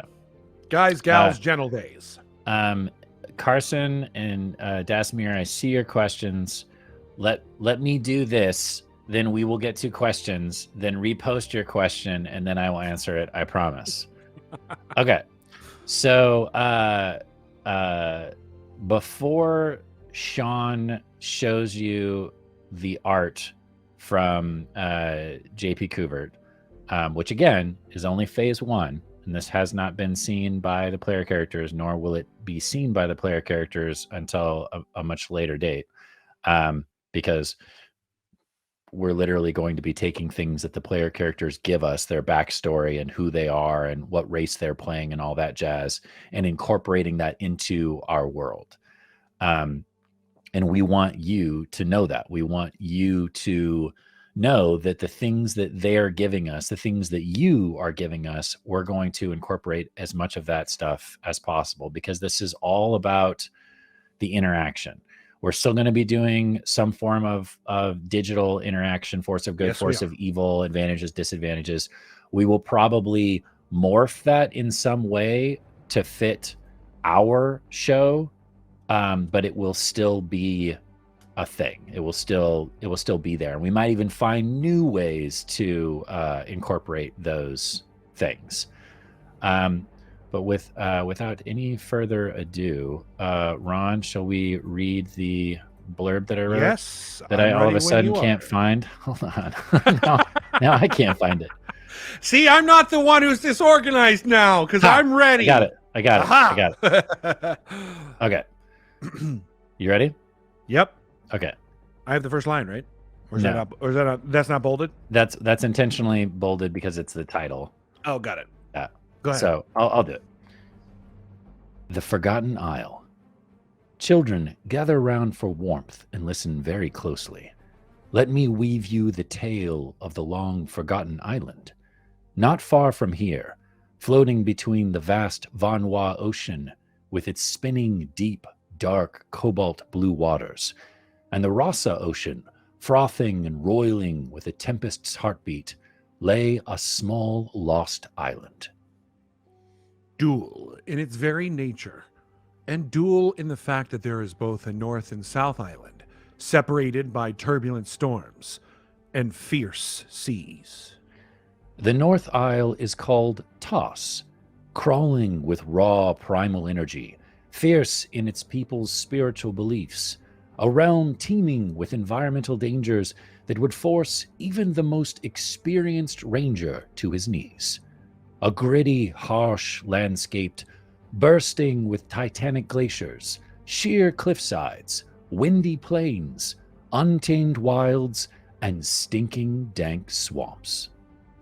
To the south dwells the Isle of Mechas, which is brimming with arcane wonders that defy the very laws of reality, and technological innovations that boggle the mind and tease the soul. This is a kingdom containing vast wealth in both coin and advanced theories hunger and starvation are quickly becoming a thing of the past due to this budding utopian civilization. But there is so much more to this story than two island nations lost to the rest of the world. Adventure awaits those brave enough to venture into the unknown corners yet undiscovered, or perhaps deliberately hidden away. So grab your best suit of armor, sharpen your blade, tuck that book of spells into your backpack, and hold steadfast in your beliefs. Because anything is possible in the land that transcends time. That was me improvising on top of He did not know I was going to do that. I did it anyway. That's good. I like it. Okay, so Sean, go ahead and show the map if you can. So welcome to that intro. My idea behind that intro is that, and there it is. There it is. None of you are going to listen to anything that I say because you're staring at the map now. This is phase 1. This is the North Island. The North Island is primal. It's raw. It's tribal. It's elemental. It's racked with storms, and think like the beginning of time almost. Not like, dinosaurs or anything like that, but like, essentially, it's the land of the lost. Yes, it's not final artwork. Final artwork. I love that. Thank you, Sean. That was awesome. Yeah. So that is literally phase 1 of what JP Coover did. And it's not done yet. We're still tweaking it. And that's literally just the North Island. That's going to be where the player characters start. And part of my concept for that blurb that we just read you, yeah, that's the Isle of Toss, is that that's going to be given to the player characters. That's their intro to this world. And I'm probably going to be tweaking it and adding stuff to it because I want them to know a little bit more than what we just shared with you to kind of get them going. But that's the beginning. That's, this, if you just turned on your PS5 and the opening credits came up, imagine what we just read being interspersed with a bunch of, animated, cut imagery from that world. So they're not going to know that much about the South Island unless their character is from there. And if a player decides to make a character that fits the South Island more so than the North Island, Ron and I are going to take that character aside and have them do a session 0 that is a secret room that we will hopefully tape and air at a later date. But it's a secret room that the North Islanders won't know about. They will never get to see that until way later on, maybe once we actually get to the South Island. So that's why we're sharing it with you now, and that's why we're sharing what we can with you now, so that you can see kind of where our mind is going, or our the first steps, so to speak. Will they run into a certain fireball throwing dragonborn? I don't know. Maybe we'll see. If you had a salad and toss, would that make it a toss salad? I knew it. I knew these jokes were going to come. I knew they were going to come. Of course, man. Puns are part of us. They're part of us. Yeah. So it's not TAS. It's not TAS. It's TOS. And part of the reason where our naming convention is coming from is it's all going to be tied into the mythology of this world as well. And as Ron has already mentioned, he's been creating a pretty deep pantheon, but one of these islands is going to be very much connected to a specific god. And I don't know if you saw this when we were on the map, but there's actually a statue to that goddess outside of the biggest city, the city of Thassa. That's literally a giant, stone statue the size of, like, imagine the castle. Yeah, or imagine, like, the Statue of Liberty. like Statue of Liberty outside of New York. It's that same the Colossus the Colossus in Italy during Greek and Roman times. So we can go into more detail as far as that map is concerned at a later date, but we wanted to give you guys that tidbit and read that intro to kind of get, wet your taste buds and show you sort of how we're going to start this out. And you're going to be the only ones that know that. Anybody that watches this takes the time to go through and watch that segment of it. They're going to have that information, and the players won't even necessarily have all that information because they're only going to know the part of the island that they're from. And if they choose to share that information with the other player characters, that will be their character's choice. And yes, we are going to be doing session zeros with each of the player characters. Yes, we will be taping that. And yes, we will be sharing that with you at some point. Probably not in the very beginning, because there's going to be spoilers galore in those session zeros. Please do not tell Morgan or Katie or Jessica or the new cast members who get to be announced. Please do not tell them any of this information. We should again. We have said it before, but as we have learned in this job, we have to repeat things constantly. We will also be inviting 2 new cast members to join us. We are excited to start announcing that. We can't say anything just yet. But I promise you, we're making sure that it happens soon because we need the information. We want to incorporate them. So when a new cast member gets locked in, Ron and I are going to sit down with them and say, okay, what do you want to make? Who do you want to be? All those things we talked about in the first half of the show. And then we're going to incorporate that into this world. So they're literally helping us make the world that they're going to be playing in. And as Captain Crunch says, this is really awesome beginning to this adventure, guys. You're all involved, right? You're all right here in the side seat with us from the get-go. To be honest, I'm excited about that. Like that's a new part for me. That's a brand new part, and I love it already. Deadpool 1980, we know where they're going to start, but that's kind of a surprise, so we're not going to tell you that because it's a surprise. It's a surprise for everyone. Carson did have a selfish repost. Okay. I know you guys have a ton of questions. I do have one, though. As events are happening in your world and time passes, you progress time in other locations as well, such as the party took a really long time here, so as time passed here, things got a lot worse, or the story now has to change in other parts of the world. How would you best adjust to that type of change? So in my worlds, I do have time progress. And that's one way that I use to motivate player characters to not waste time. So if, let's say, we'll just use Olsvach as an example.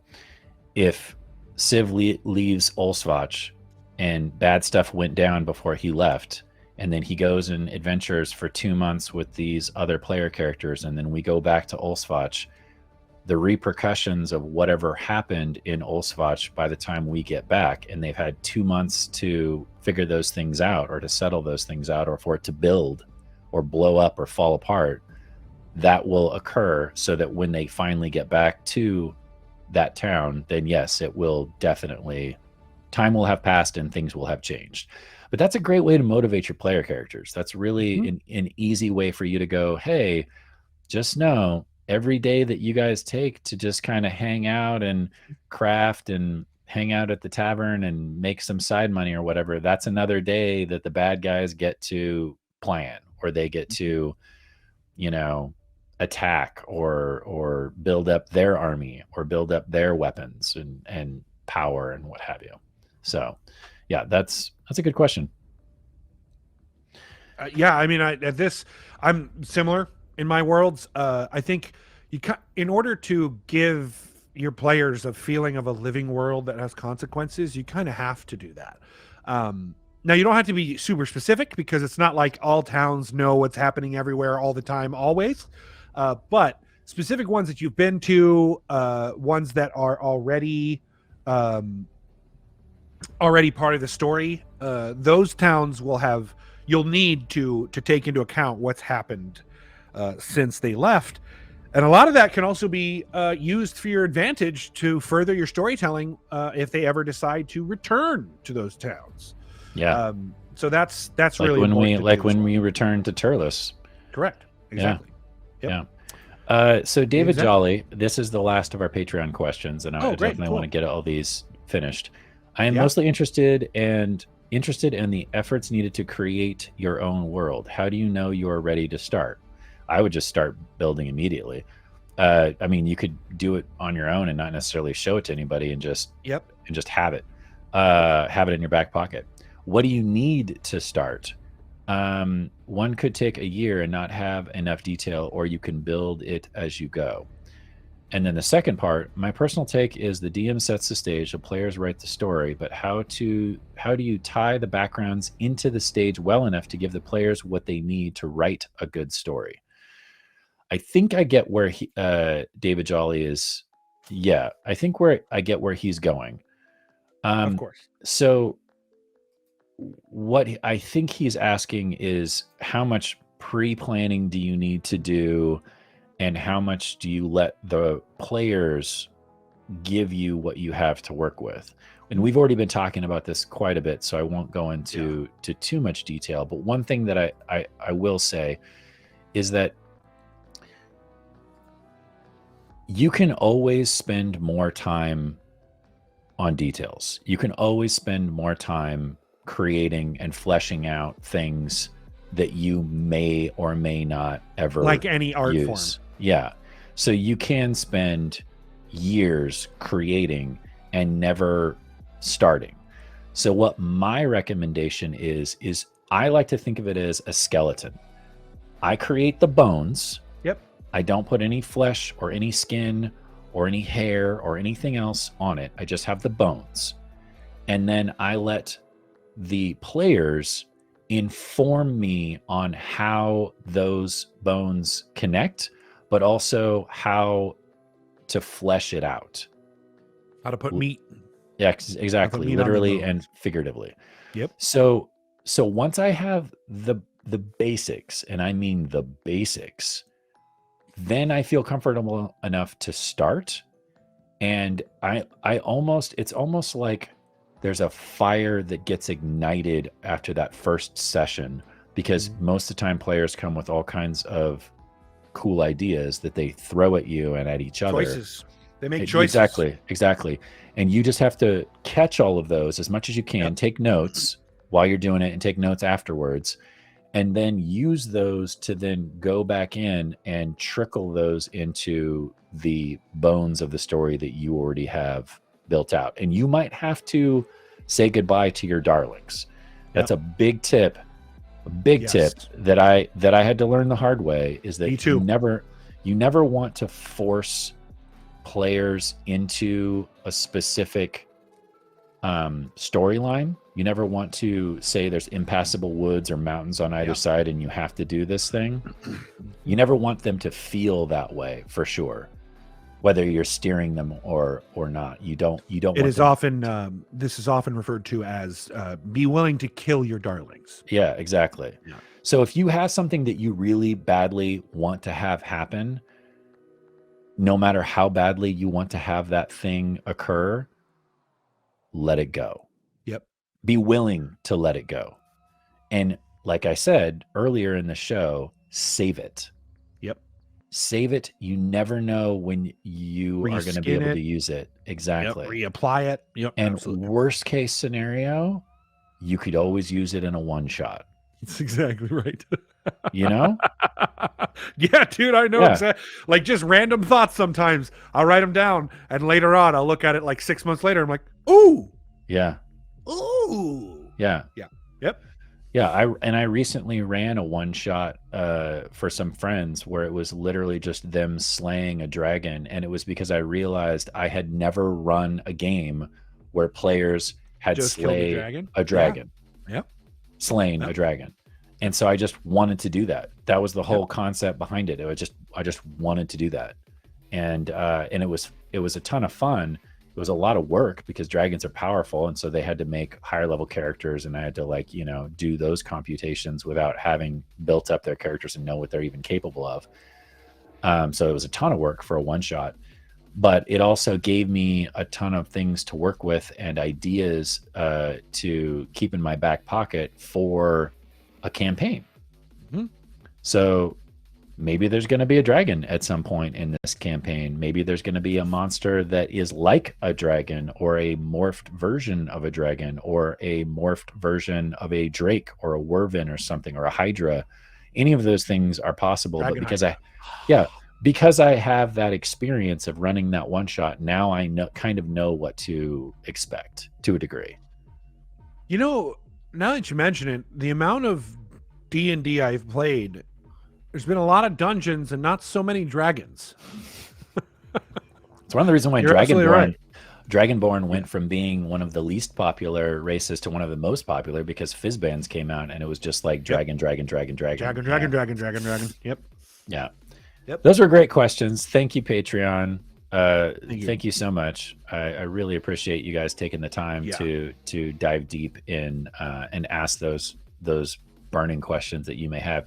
And we're going to be doing more of these, you guys. Like we have Ed Greenwood coming on the 4th, and we're going to be asking him questions, but once he leaves, we're still going to have time to answer your questions. So if we don't get to all of these tonight, we will get to them at some point. So don't think that we're not going to do that. Worst case scenario, I'll answer them myself in Discord.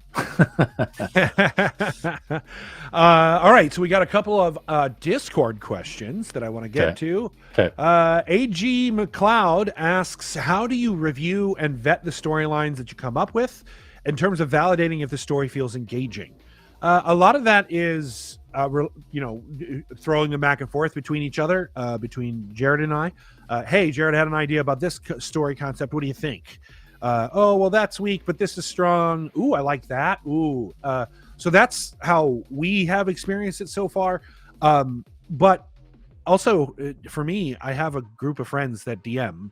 It's like, I say a group of friends. It's like two or three of us that DM, and sometimes we'll just get in a call when we're working on things and be like, hey, I got this idea. I can't really put my hand on, like, this feels weak. What do you think? So the biggest feedback I can give you there is peer groups. Just like in science, find your peer groups. Totally. Yep. 100%. Next is Sawyer Wolf says, I would like to start DMing. How do you guys get going? Did you do a homebrew or a module? Oh, man. My first DMing experience was when I was really young. I loved the books. I wanted to play so badly. I had no one to play with, so I played a game with my brother. I didn't even necessarily understand the rules. I was that young. And it was literally just me running from my brother, and my brother just killing monster after monster after monster. And that was my first real experience. And then later on, when I found people that actually did it, I had a horrible experience with people that wanted it to be like a weird, creepy clan or group or something like that. It wasn't clan sounds bad, but it was like a cult almost. It was like this weird little insular group, and I had to like do these things just to be able to play, and I really wanted to play, so I did them. And then I actually got into the game. Was it Vampire the Masquerade? No. I know why you asked that question, but no. Because that's my experience. That's what my experience was, yeah. Yeah. Go ahead. No, go ahead. So, Sawyer Wolf, my first experience was I think I've talked about it on the Dungeon Rundown actually before, but a friend of mine, Nathan, who I still am in touch with, Nathan and I and another friend got together and bought, when eBay was first like really brand new, we got together and somebody was selling all of their AD&D set. It was a set of like a bunch of different books. Yes. So we all went in 3 ways and we all split it up, and I got all like the priest spells, and I got a DMG, and I got a bunch of stuff. So we decided that Nathan was going to be the DM, and it basically, at that time, it was the AD&D stuff. So it was what we got into was more of like wargaming than it was D&D. We were individual minis represented a squadron of people rather than like one. Right. So it was chainmail is what it was eventually called. Right. But Sawyerwolf now in 5e, there's a lot of really cool things. I highly recommend the Mines of Phandelver. Yeah. Phandelver, thank you. The Mines of Phandelver starter kit for both new players and new DMs, because it gives you a really good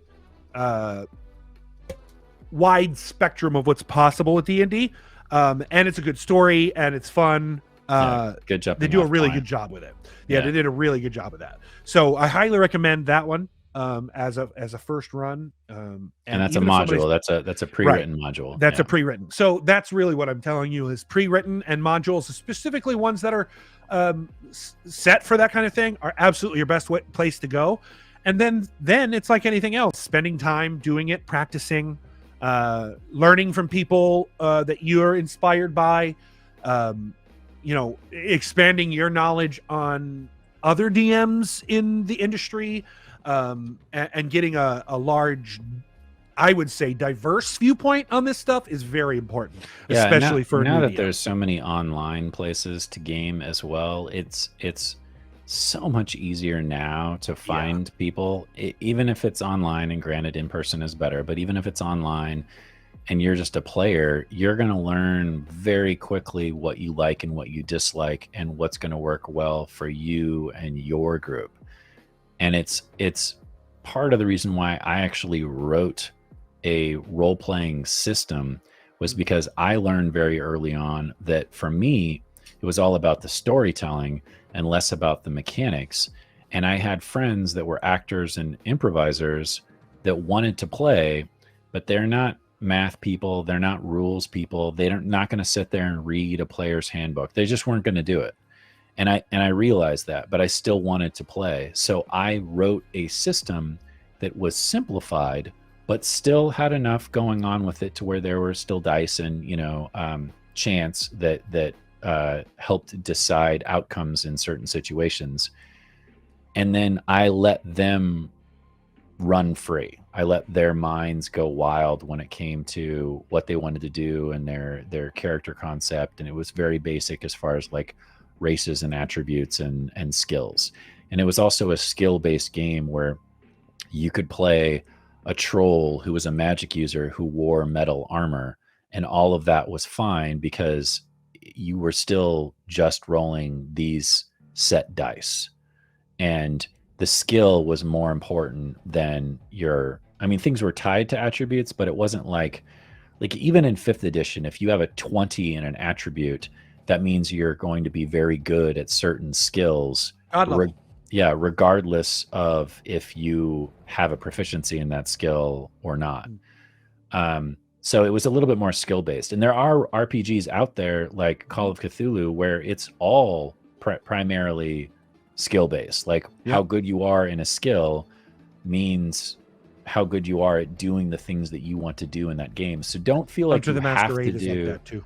Yeah, don't feel like you have to start with Dungeons and Dragons either. Sometimes you'll find out that the setting and the genre is more important than the game mechanics are. Because if your mind is, man, I really love sci-fi, I watch every Star Wars movie and every Star Trek TV show and movie that's ever been made, and every HBO sci-fi series that's ever been made, and I love sci-fi, you might actually be better at running a different system than Dungeons and Dragons because you have that knowledge and because you know how those themes and those stories work. Vosh Voyager talks about a game that we absolutely have played here on the Dungeon Run. Fiasco is a great starter game as well. Yes. And they're also very kind to us. The Fiasco team over there is very kind to us as well. I actually saw somebody. I was sitting at a craft fair in front of Geeky Teas here in LA at Burbank one Saturday, and sure enough, a couple came out of the store. with the Fiasco board game, brand new in their hands, and I was like, "You're gonna have a great time." Yeah. So, absolutely a game you should. Sawyer Wolf, for you, I absolutely suggest that maybe Fiasco. Start with a Fiasco game. A lot more involved generally, so it's a great start. You still have to do that whole. You still have to ask those questions of the people that you're going to be playing with to see what it is that they want, because there's also those players out there, and there's nothing wrong with this. I enjoy this as well, just as much. There are those power gamers out there that love hack and slash games. Yeah. And there's a lot of online D&D. If you're into that, there's a lot of online D&D places that you can go where you're going through a mega dungeon and you're killing monster after monster after monster and leveling up it's the MMO concept. That's why it was the basic design concept of 4E, actually, was that was like, we're going in to fight dungeons to fight monsters. Yeah. Yeah. But I think if you can sneak in some story, even with those gamers, they're going to enjoy it more, whether they admit it or not. All right. Let's see. Let's another question here. Let's do one more question, and then I want to build a city or town. All right. Sounds good to me. Or village, depending on chat. Let's see. There's a lot of questions here. A lot of the same question, just asked in different ways. Right. What is your person? What is your approach to NPC voices? Oh, here we go. How do you approach NPC voices / personalities as a GM? Any tips for someone who wants to GM but is not a talented voice actor and uncomfortable doing voices or accents, aka me? This is asked by Shauna Piranha. Okay. I find the talent level in all the real play podcasts I listen to intimidating. Okay. Do you want me to take a stab at this? Yeah, absolutely. Please. I'm actually going to go pick something up. I'll be right back. Okay. So I think we talked about this a little bit the last time we were answering questions for the DM chat. So when it comes to character voices, what I think is more important than can you do an accent or can you do a silly voice is that character creation process. So where you start, where you begin your character concept. Because if you have a cool concept for your character who you want to play, in the style that you want to play in and the genre of the world that you're in, like let's say it's Wild West or whatever, all of a sudden you start to figure out who that person is, and you can create character off of that has nothing to do with voice or has nothing to do with, weird mannerisms or tics or whatever.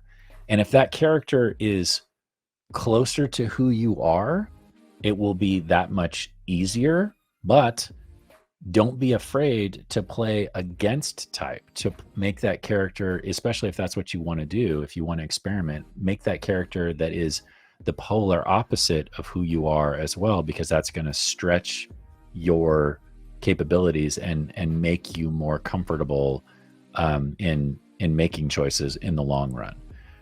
But the key thing to remember is that it's still about having fun, right? So if you're having fun and the other people that you're playing with are having fun, who cares if you are doing a silly voice or accent, or if the silly voice or accent is good? Sometimes when I'm coming up with character voices, and this is just a voiceover trick, I will think of an actor that I would cast in that role. And then I think of how that actor talks. And then I will do a bad impersonation of that actor, whether it's a voice or an accent or mannerisms or whatever. And if I don't know anything you're talking about at all. Exactly.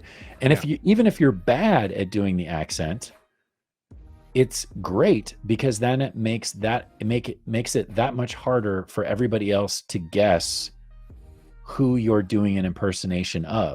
now all of a sudden you're not Sean Connery, you're doing your version of Sean Connery, which is something completely different and unique and interesting. So that's another great trick to have, is to figure out how you're going to cast that, especially if you're a dungeon master. Yeah. It really benefits you and it also helps with personality. It also helps with like, how's that NPC going to react to what crazy hijinks the player characters are doing around them or in front of them. Yeah. So mannerisms, the way you say words, right? Like, sure. What's his name? Why can't I think of his name from Star Trek? Patrick William Stewart? Shatner.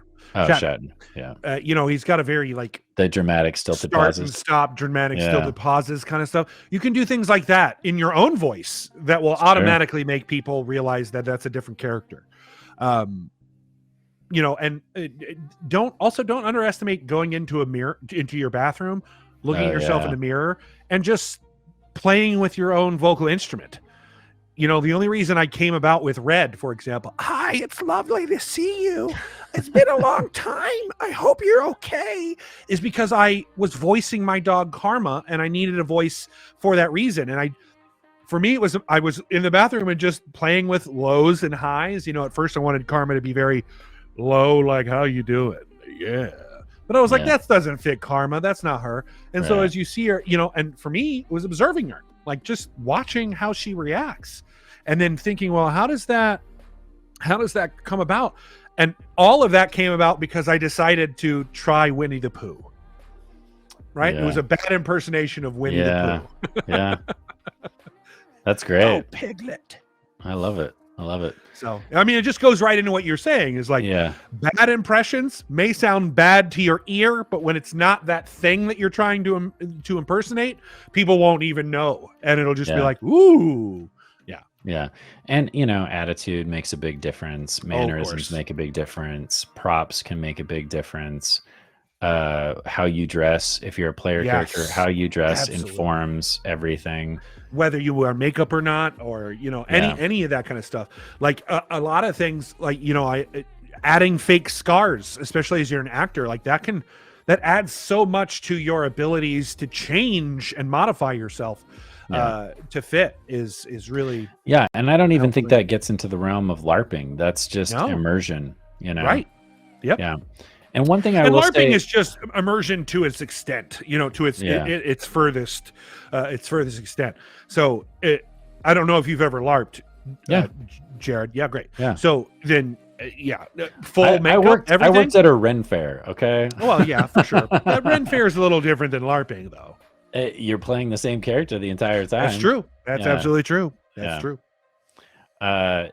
Another thought that I had is, if you're specifically talking about being the dungeon master, one thing that always helped me when it came to being the DM and keeping all of my NPCs straight and letting the player characters know when I'm one NPC versus another NPC versus myself, is I would have my notepad, I would have the list of NPCs' names, and I would not only write, tall, skinny, elf, gold chain, gaudy dresser, and then I would write, like speaks with a lisp or something like that.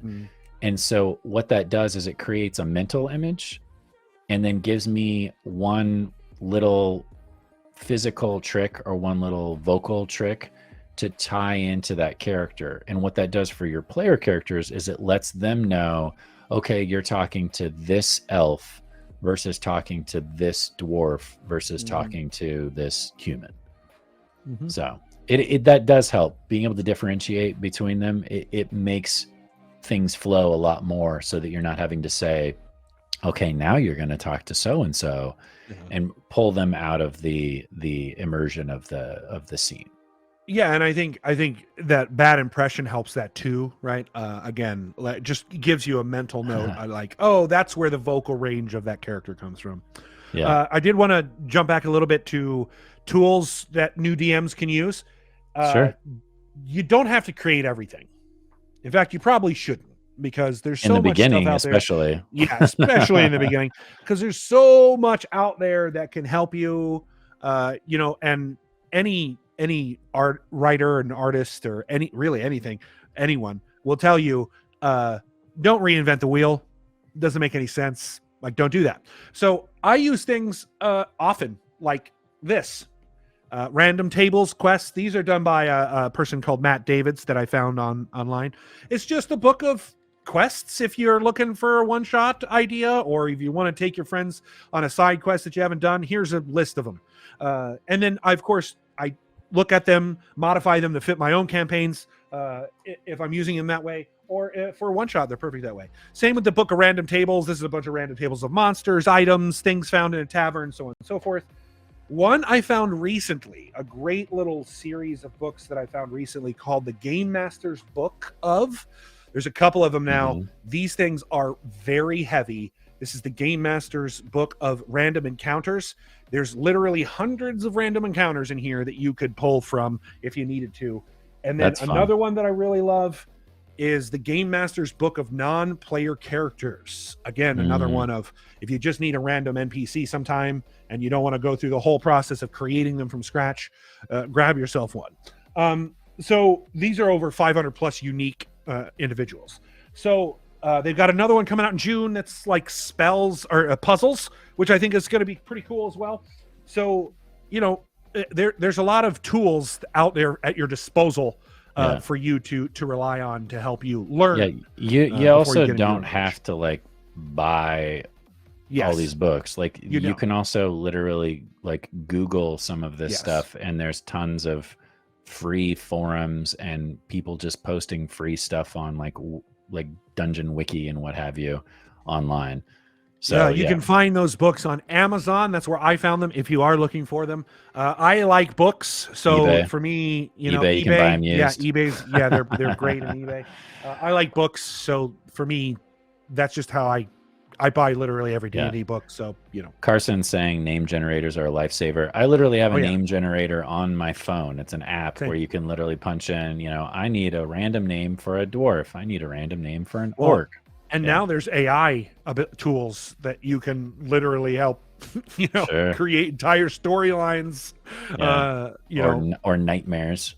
Or not. Yes, but good base roots to work with. You know, I literally have another company I work with another company that does that essentially. So, okay, lots of options for the DMs nowadays. Agreed. I think it is time. It is time for us to do a little fun exercise where we are going to create a town. And this town is going to be something that we are going to create with your help, lovely watchers. And who knows where this might go. But right now we're going to do it as a fun exercise. So Ron, I'm gonna throw some stuff out at you, but I'm also going to throw it out to chat. And if we come up with some, you know, A versus B, 50% of this, 50% of that, maybe we can even do a poll if there's a moderator out there standing by. Okay. So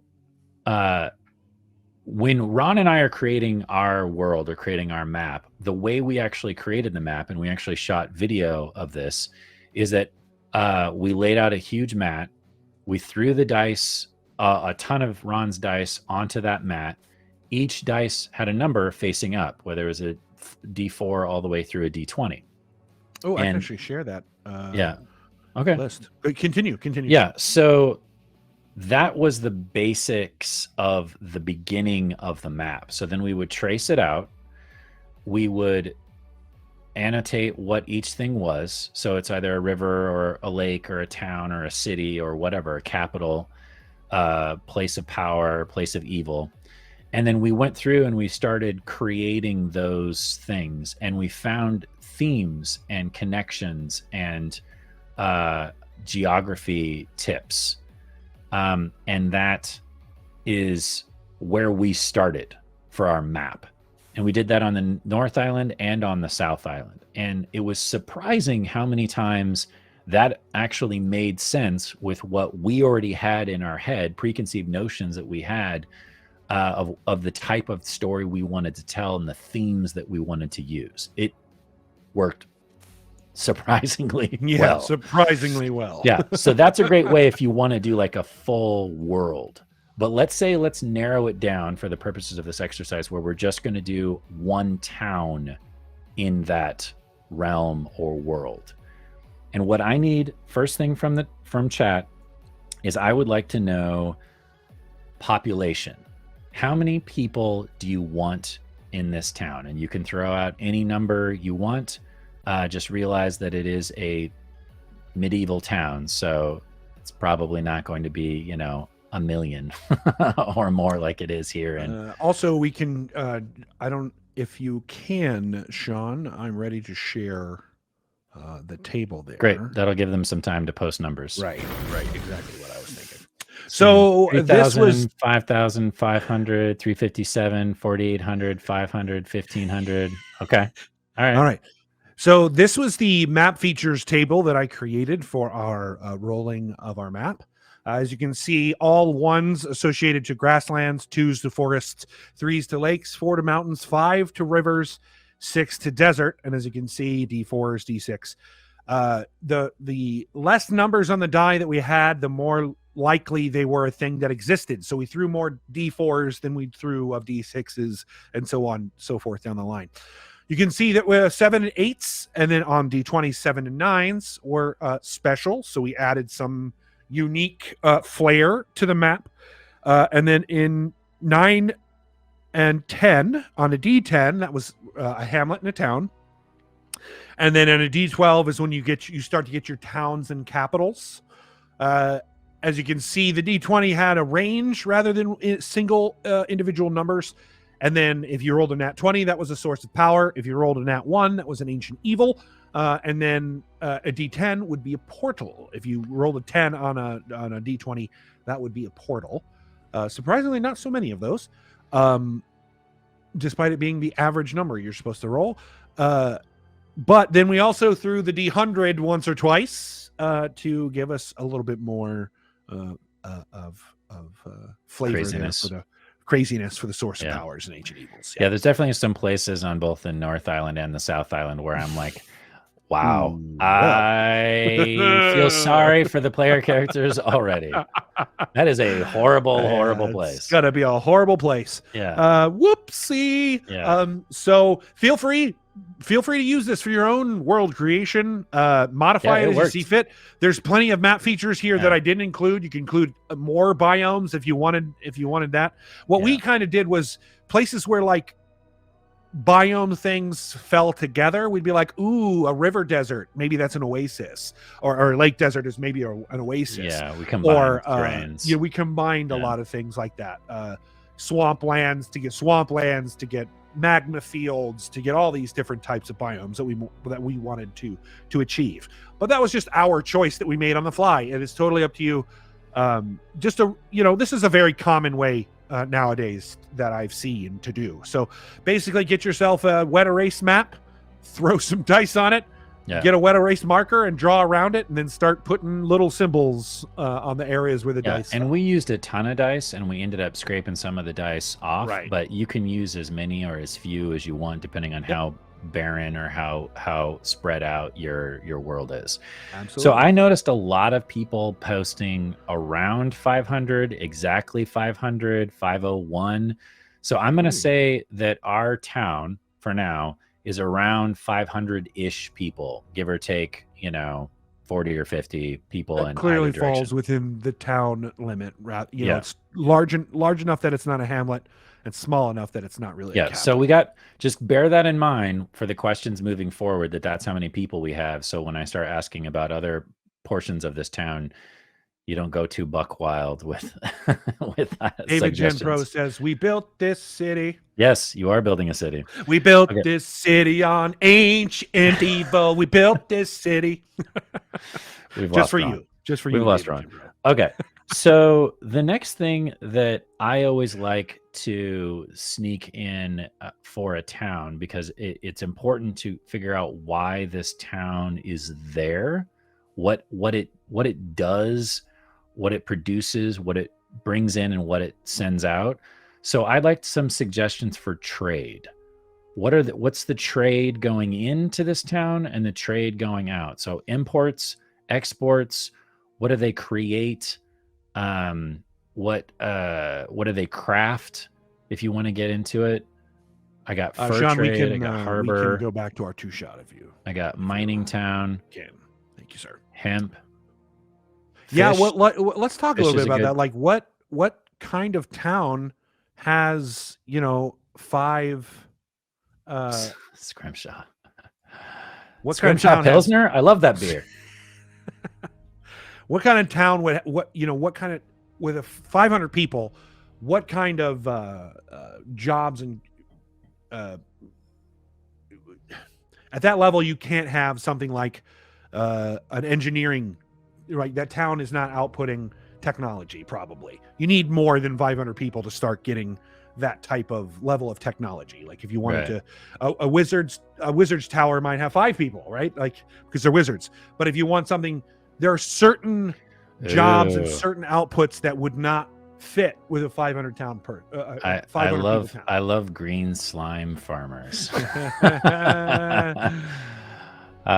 the Rogue. That's funny. Okay, so I'm seeing a lot of cool practical stuff, and I also love the weird stuff like the green slime farmers. That's fun. So I got hemp, I got fishing, I got wagon builder, artifacts, export slime. Is that Gord the Rogue again? Gord the Rogue, are you stuck on slime? What's your deal? Stuck on slime. Nope, trade. The slime's stuck on you. Import dyes, export cloths, imports, fur imports, general goods, materials, dyes. Your past decision says hydras. Mining towns. Yeah, hydras. They breed hydras. Why not? They just breed baby hydras and that's a safe outsource them. Safe export. So let's see. I don't know. I'm kind of digging the slime farmers. What else do we got? Lumberjack. Okay, so here's what I'm gonna say. And this is just me. And Ron, you can pick the next one. Okay. I like the idea of it being an agricultural town. Cool. So their main export is agricultural. I am going to say with the caveat that maybe one of their agricultural exports is something in the slime family or something that fits into that category. It could be something as weird as moss, like a strange moss, or slime, or maybe they use slimes in some weird way to do their crafting. But their export is agricultural.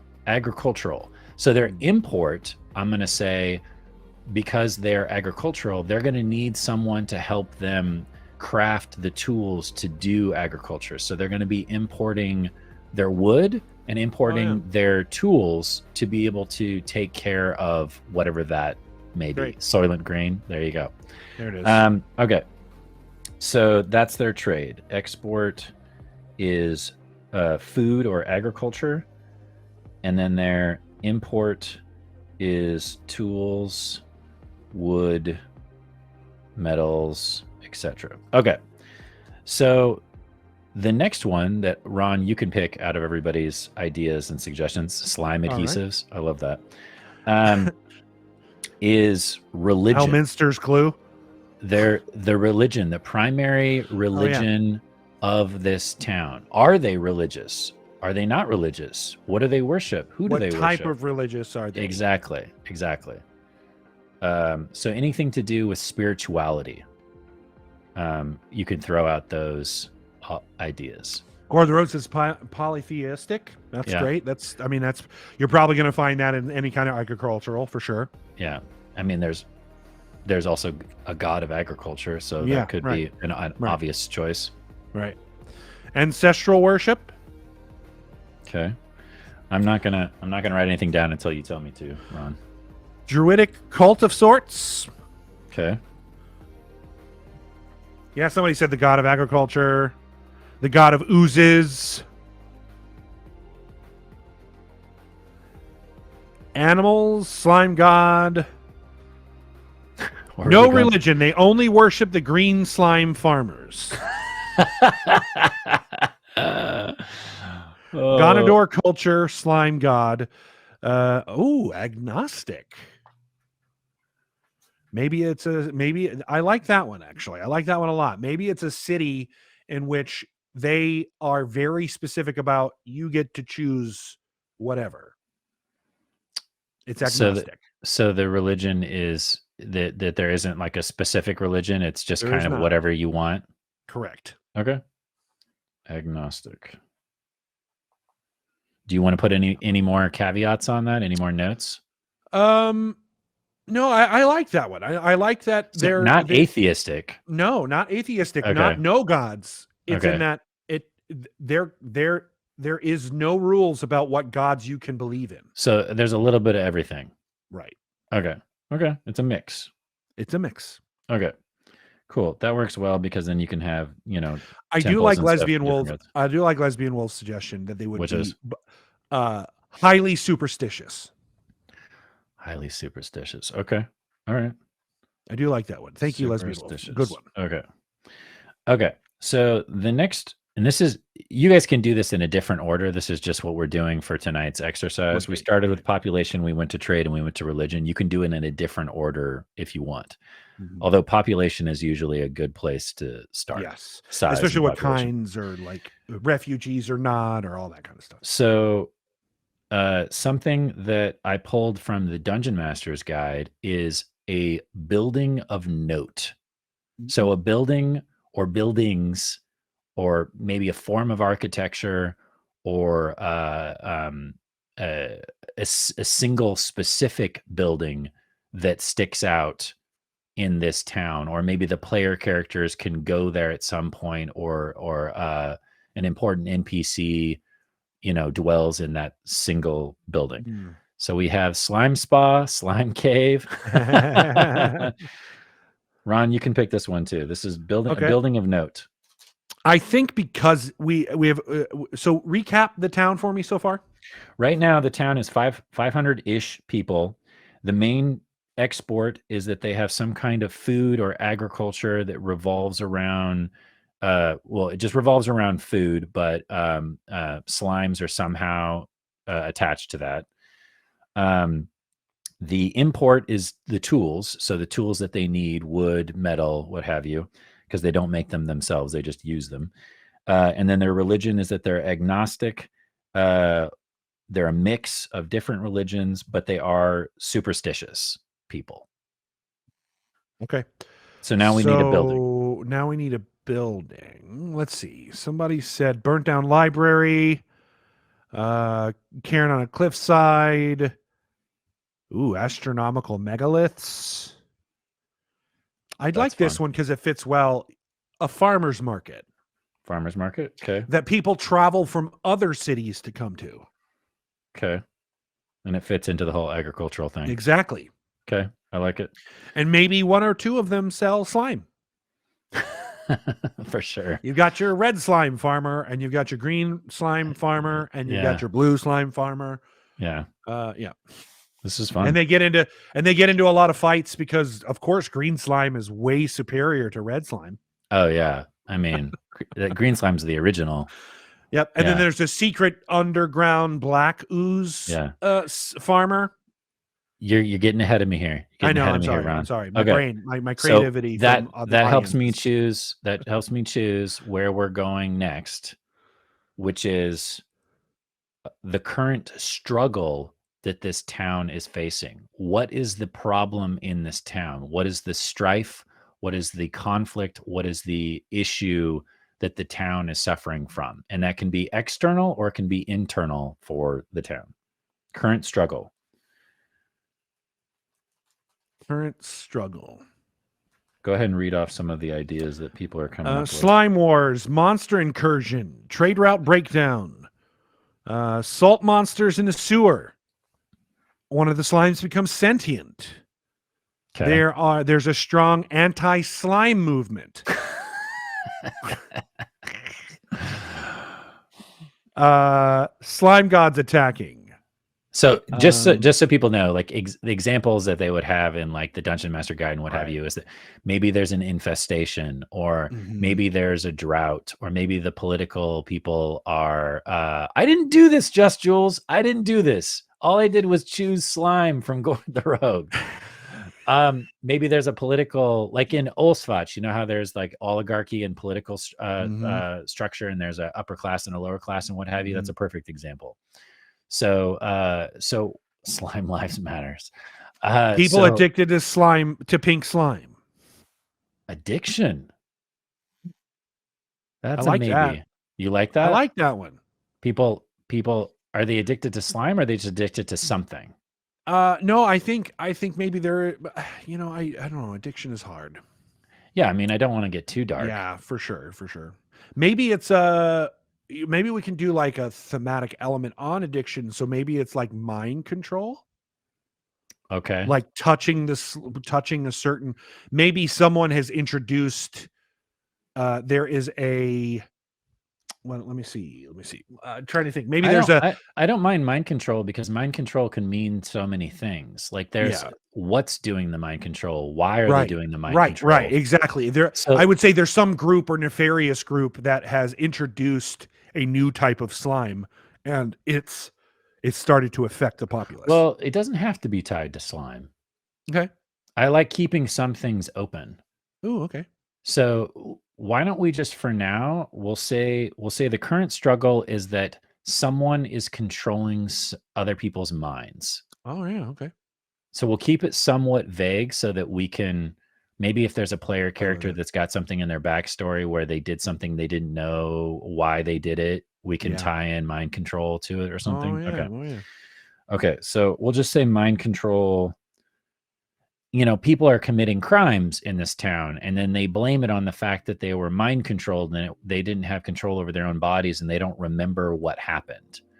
People are saying mind control cult, illithids. Yeah, we got mind flayers. I mean, we got Lord Airban, so we could easily plug Lord A into this if we wanted to. For sure. Okay, so I'm just going to put mind control for now. The current strife is that there's mind control. Okay. Somebody's doing mind control to somebody.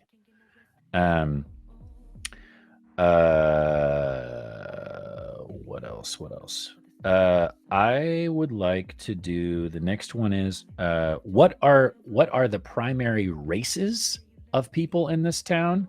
So either one race or multiple races, like maybe it's like 2 or 3 races that are the primary races in this area. So I think that, I mean, this feels very human to me. This does not feel like other races would do this. It does. Yeah. Unless we're going to have a town of mind flayers, but that's a whole nother.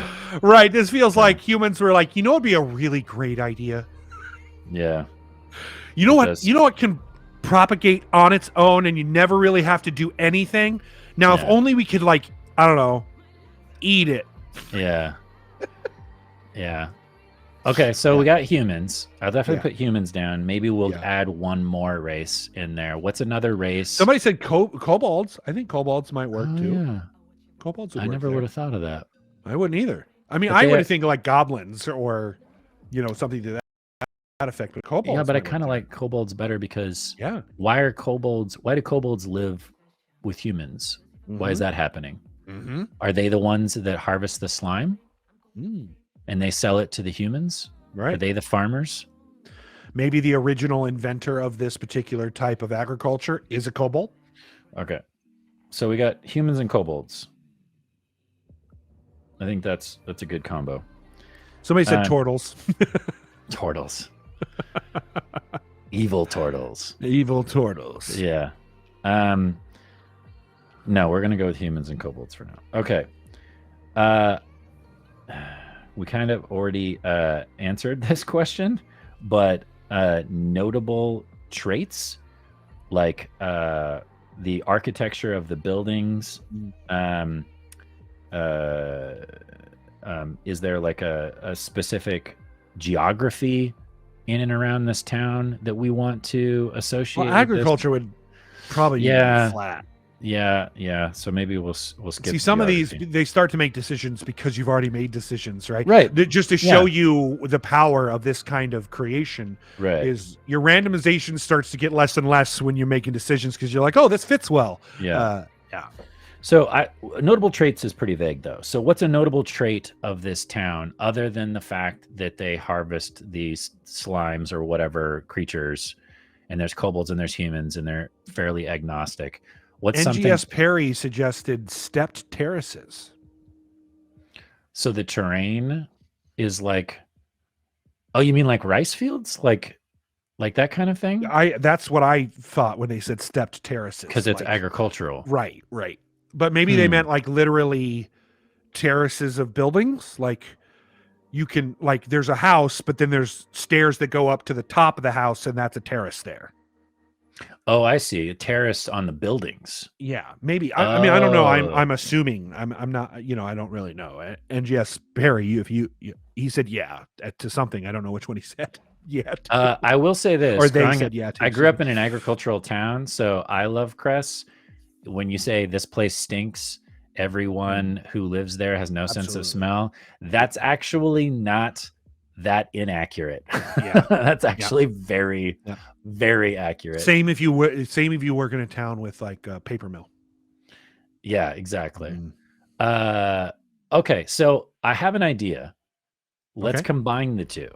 Oh, okay. So terraced buildings. Yeah. So the buildings have tiers to them.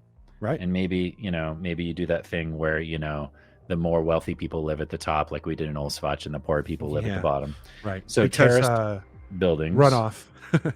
Yeah. And it stinks. Yeah. The town stinks. Yep. You got the smell coming off of the animals. You got the smell coming off of the slimes. And everybody that lives there is just used to it. Yep. Okay. It stinks. So the reason why I like this town is because I can't quite decide if it's a good place to go or a bad place to go. Like which is perfect. Yeah, the player characters could go there and it might end up being fine. Like they might end up getting help and healing and what have you, and the farmers there are friendly. Or they could go there and be attacked by slimes. Yeah, that's what Crafted And Crafted Crunch says everyone is overly friendly. They have to help their neighbors and never end conversations. Somebody grew up in an agricultural town.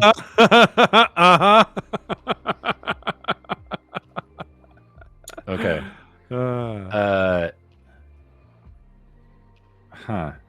Some of these I can't even ask because I feel like we've already answered them. But that's it. Like, that's good.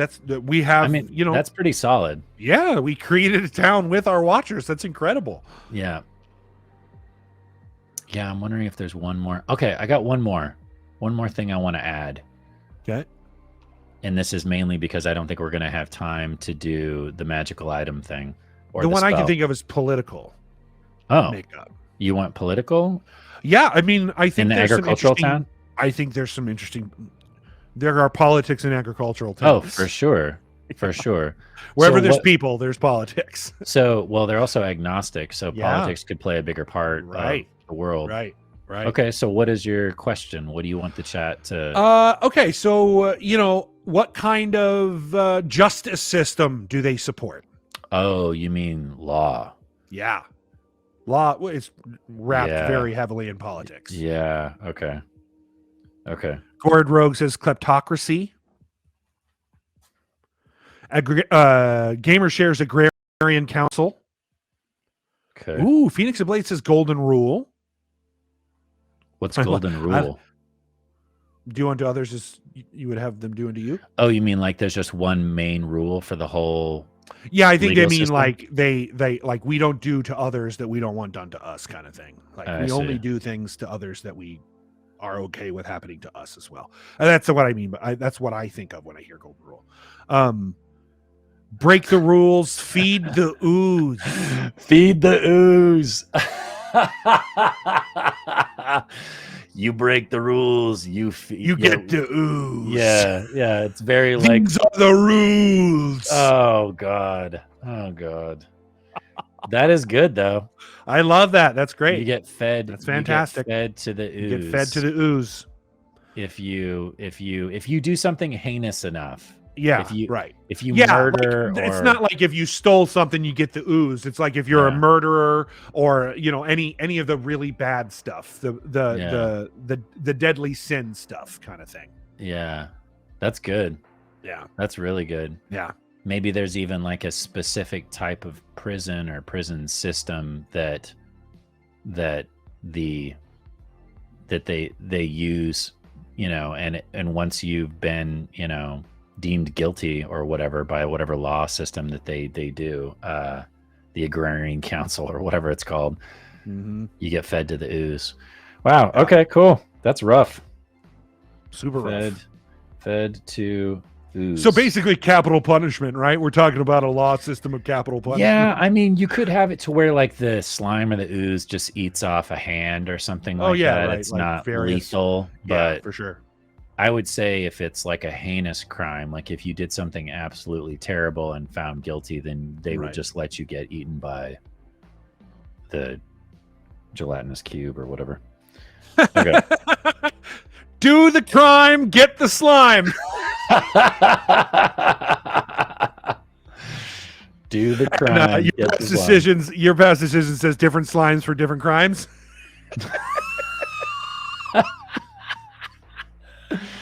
Oh yeah, I love this already. Somebody, Dasmir, run by the Yakuza. Oh man. Oh, it's getting that point tonight. You know it. Yeah. No, that's good. That's really good. It's great. I didn't know what we were going to come up with, and I didn't either. Honestly, this is usable stuff. Yep. Awesome. Okay. Well done. Do we want to name it? Do we want to have them name it? Then this is just the name of the town. Do we want to have them name it, or do you want to name it? No, let's us name it. We're going to name it? Yeah. Okay. Because we're tying a lot of these things to different stuff. We want to, I think name's okay for us to do. Okay. They inputted so much. Oh yeah. Yeah. So when the player characters eventually get to this town, because we're going to have to use it at this point, and I already have ideas on how I want to use it. Yeah.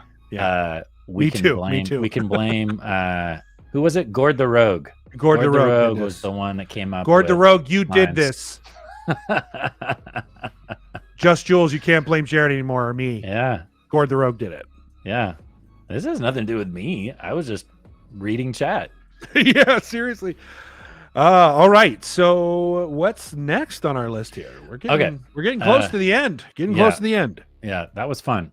So we're not going to have time to do the magical item or spell, unfortunately. But what I can say, and I already talked to Ron about this, we have Ed Greenwood coming on the show May 4th. So I think we can do this exercise again. This was fun. It was a lot of fun.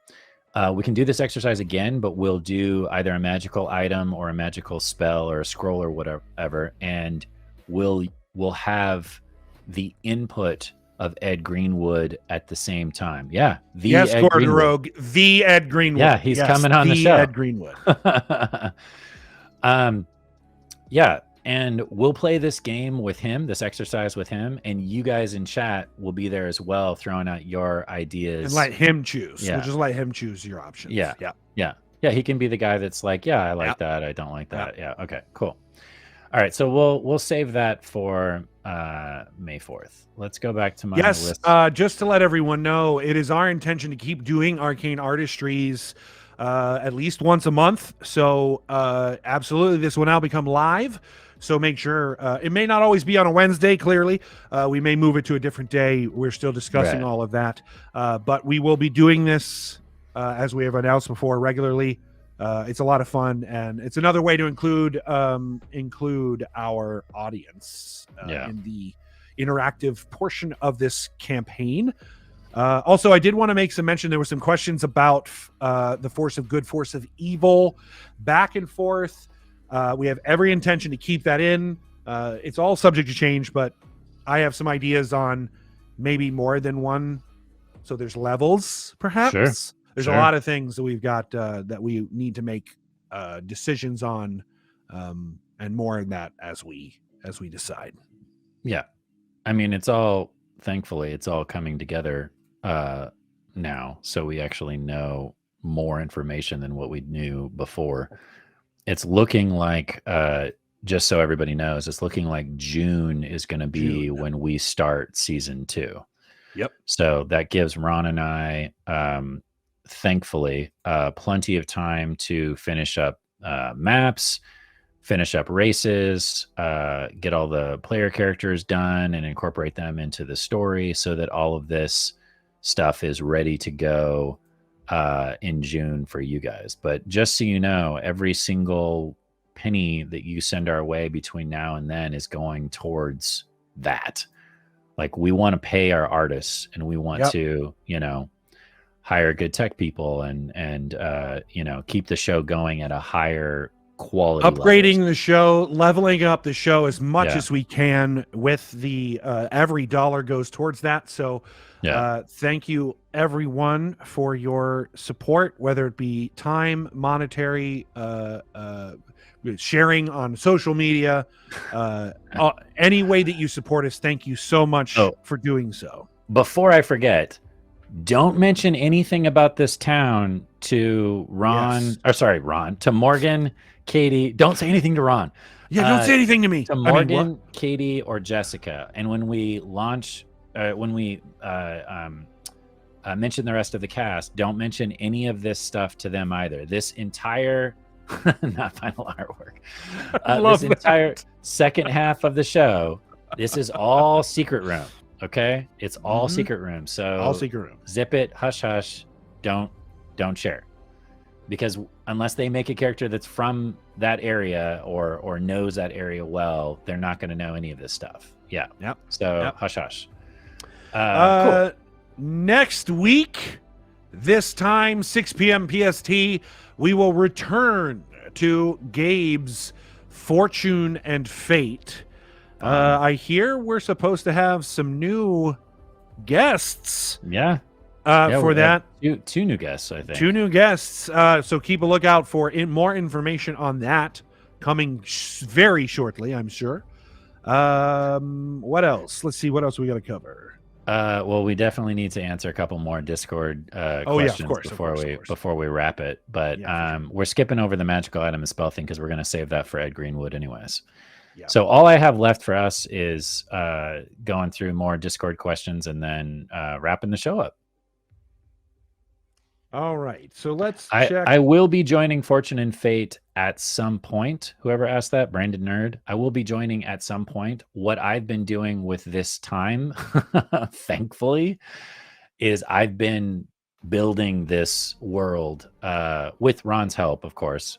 He's obviously 50% of everything we do, but it's giving me that time to write and create. So it also gives us a chance to have new guests on, because we want to play with new people and tell other people's stories as well as our own. So yeah, I'm excited. I want to join Fortune and Fate. I already told Gabe about a couple character concepts that I have that I think would fit in well with the chaotic group that has amassed thus far. But yeah, it's coming. It'll happen. Are there any other Discord questions you think would be? There are. A lot of them are very, we've already kind of covered a lot of them, but there are a couple here, just reading through them. Oh, there's a good one. Sean0418. How do you plan a campaign to fit into someone else's world that they created and you've played in? That seems to be a very targeted question. Yeah, really. So just so everybody knows, we're not setting our game in Ain. It is in the same general world as Ain, but it's not in the continent of Ain. This is the Forgotten Isle, the Forgotten Islands, 2 islands. And so it's but Japan's an island made of more than one island. Exactly. Yeah. So it's an isle. Yeah, it's gonna have some connections, but it's not gonna be placed in that exact same world. But I think because Ron and I know Ain so well, we can sneak little things in here and there. And honestly, that was one of the reasons why, as a group, we decided to choose one or two of the players. In addition to opening up our table to be more diverse, it also is we know Ein and know this story well, and we know the audience very well, so that allows us to ramp up faster than someone who might be coming in here with fresh eyes. So that is definitely something that we're looking to do continuously as we move forward, is bringing in new voices so new stories can be told, and then the baton and torch can be passed on, and so on and so forth. Yeah, and even when we launch season 2, we're going to have our core cast, but we're definitely planning on having guests on that as well. That will return for multiple episodes, that kind of stuff, for sure. Yeah, cool. More about how the co-DM thing is going to work, but I think we covered a lot of that. Yeah, we beat that into the That's ground. where a lot of our questions come from, is like, well, how does co-DMing work? Yeah. There was one other one I saw in here that was really good. Oh, economics in D&D. How does it work? Often either over or undershoot on the price of items the party finds and wants to buy. Should I be doing advanced mathematics for costs? Also, at what point is it too much loot for players? This comes from JT Justice. Oh yeah, the too much loot question. That's rough. The way that I answer that question in my games Rust monsters. Yeah, well, that too. But no, I always ask myself, is this a high magic setting, a moderate amount of magic setting, or a low magic setting? Which is funny because Divine Matt also asked that question, will this be a low or high level magic campaign? Yeah. And in my opinion, I pictured Ein as pretty high magic. Like there was a lot of crazy magic, miraculous things happening left and right everywhere. One of them was a walking wish. Yeah.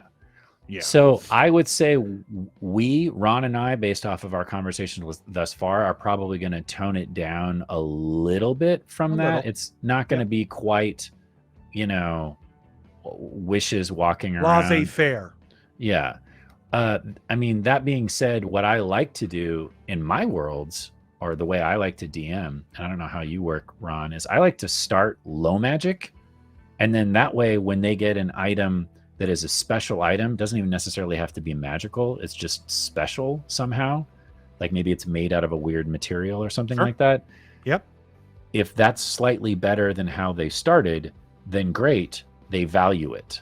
Yeah. Because if you jump right out of the gate with your +3 flame tongue sword, anything else you give them after that doesn't really matter. Yep. Yeah. Yep. And so I like to do it in increments. And by the time they're done, by the time the whole campaign is over, you've gotten to pretty much high magic. Yeah, of course. Yeah. And D&D kind of breaks that up, where like 1 through 5 is supposed to be localized, hard, realistic stuff.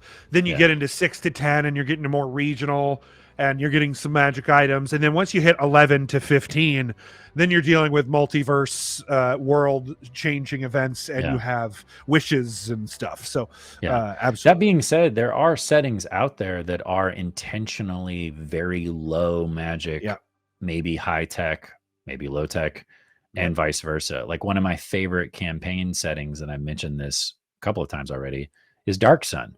And Dark Sun is pretty much like post-apocalyptic fantasy. I mean, it's real bare bones survival style of gaming, and you actually end up in the beginning making multiple characters because your character can die early, and then you have another one ready to go to immediately throw into the game. It's a different style of gaming, but I love that setting. I love that design concept. Ryan Winters asked, would you ever fudge dice rolls? Yeah, that's a great question. I almost never do. Same. Personally. Same. As a dungeon master. As a player, I never fudge dice rolls, but as a dungeon master.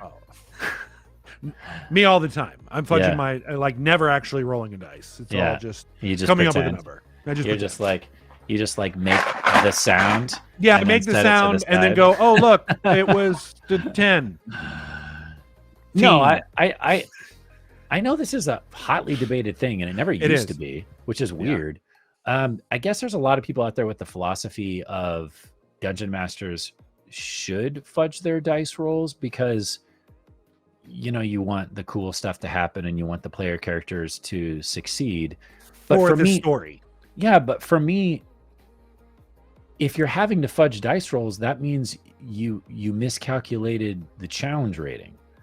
And challenge rating, don't get me wrong, challenge ratings very difficult in D&D, especially in 5th edition, is a monumental task. That is probably one of the most challenging things about 5th edition. Is that CR is a joke. It's a joke, and Wizards needs a lot of work. Wizards knows that. I feel like that's going to be one of the main things they're going to fix in 5.5 and Monsters of the Multiverse. Is they're going to hopefully fix the challenge rating tables and the system. roll tables and all that. Because I ran, like I said, I ran that one shot where they slayed a dragon, and I had to throw a zombie dragon in. I had to throw shambling mounds in. I had to throw in all kinds of extra stuff. And these guys weren't even power gamers. And it was because the basic dragon I had them fighting wasn't enough for them. So, and we've talked about this before. Like Gabe loves to talk about it. It's like failure isn't bad. Right. It's interesting. Yeah. That's the key rule to improv is lean into your failures. Yeah. You don't want to TPK, but you definitely want to challenge them as much as you can. Absolutely.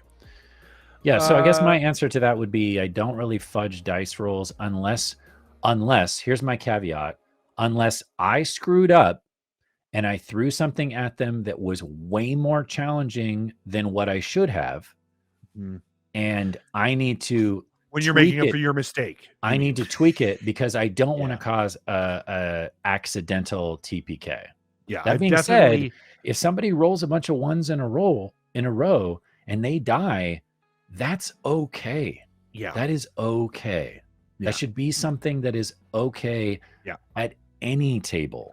Well, because there's also death saving throws, so it's not like you're just dead. Like there's chances for you to get back. And they're pretty good because it's more than 50-50 for you to come back. So not only that, but like how cool of a story is it if one of the player characters that maybe those two player characters don't always see eye to eye, if that's the person that comes over and heals them.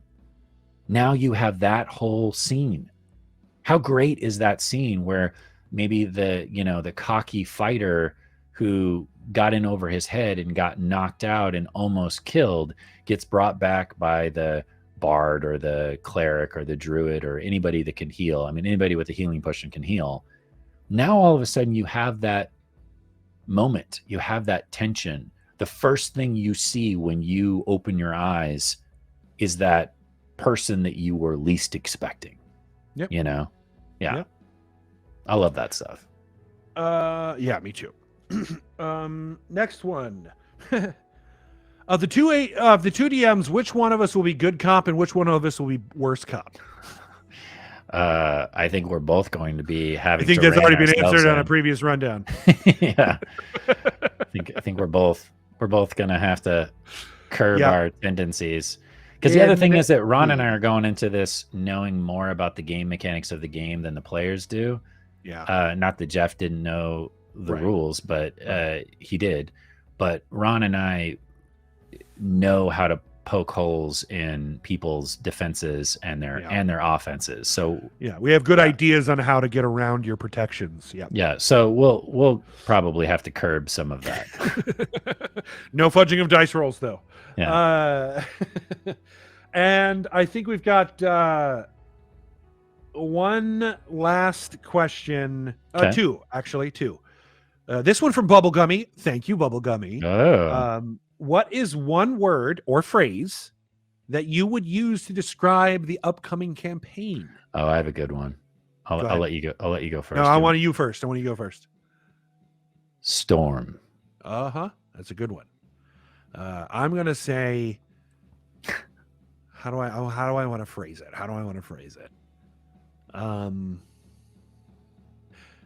Beware. Mere mortals. No, set phrase too.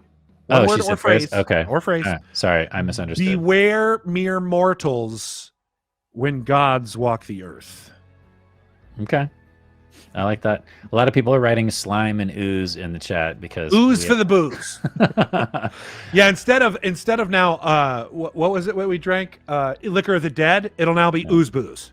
There you go. Everywhere they go, the ooze is what's on ooze the menu. Booze. Another one from JT Justice. Okay. Rule of cool or rules lawyer? You know, when I first started, I was a huge rules stickler. I mean, not when I first started, I was a little kid. And when I first started playing, I, didn't necessarily even understand all of the rules. When I first started DMing for real, I was a rules hawk. I wouldn't call it a lawyer. I was a hawk. I was like, are we following the rules? Are we doing this correctly? Are we going to do encumbrance? Are we not going to do encumbrance? But it was always conversations that I had with players ahead of time.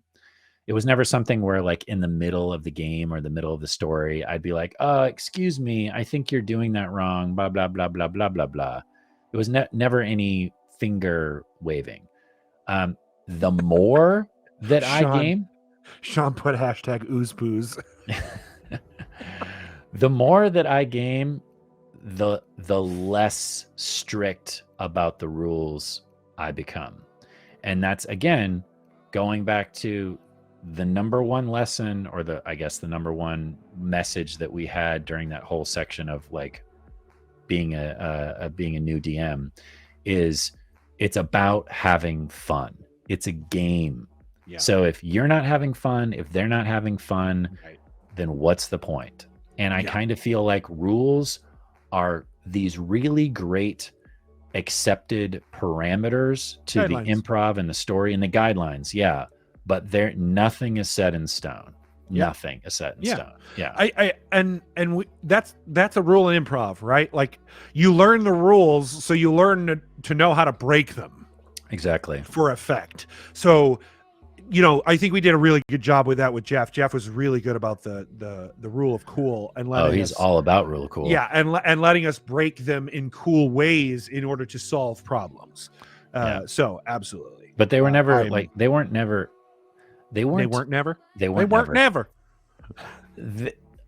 I would say 99% of the time they didn't break the game. Like, there wasn't I agree. Yeah.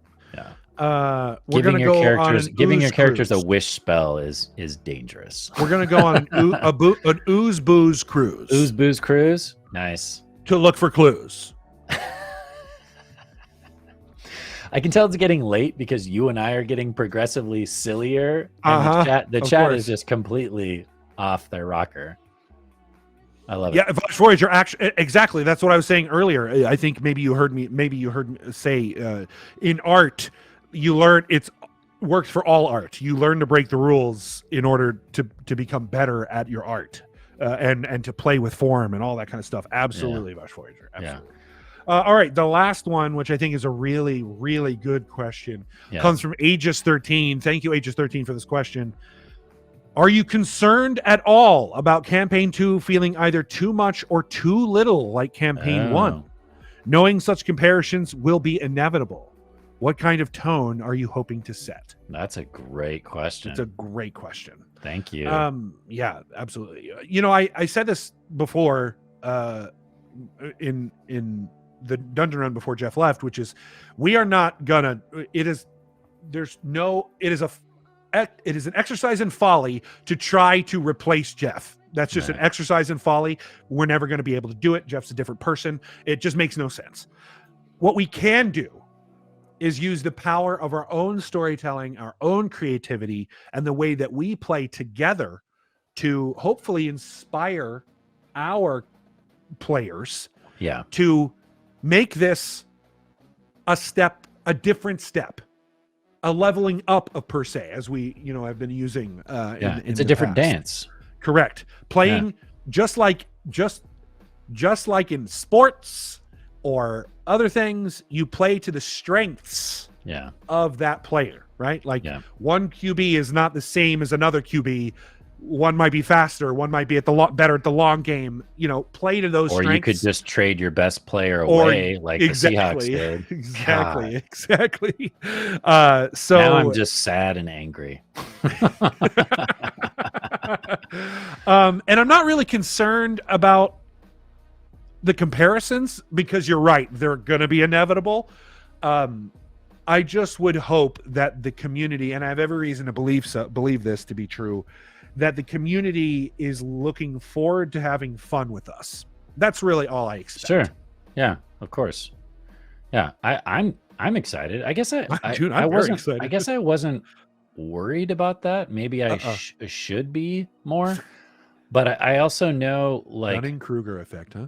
Like you were saying, we're such different people that it's impossible for us to do the same thing that Jeff was doing, and it would also nobody wants us to anyway. Yeah, it would also be completely impossible for Jeff to do what we're going to do. Exactly. I mean, we are intentionally going about this in a completely different way, especially because there's two of us. You know, right?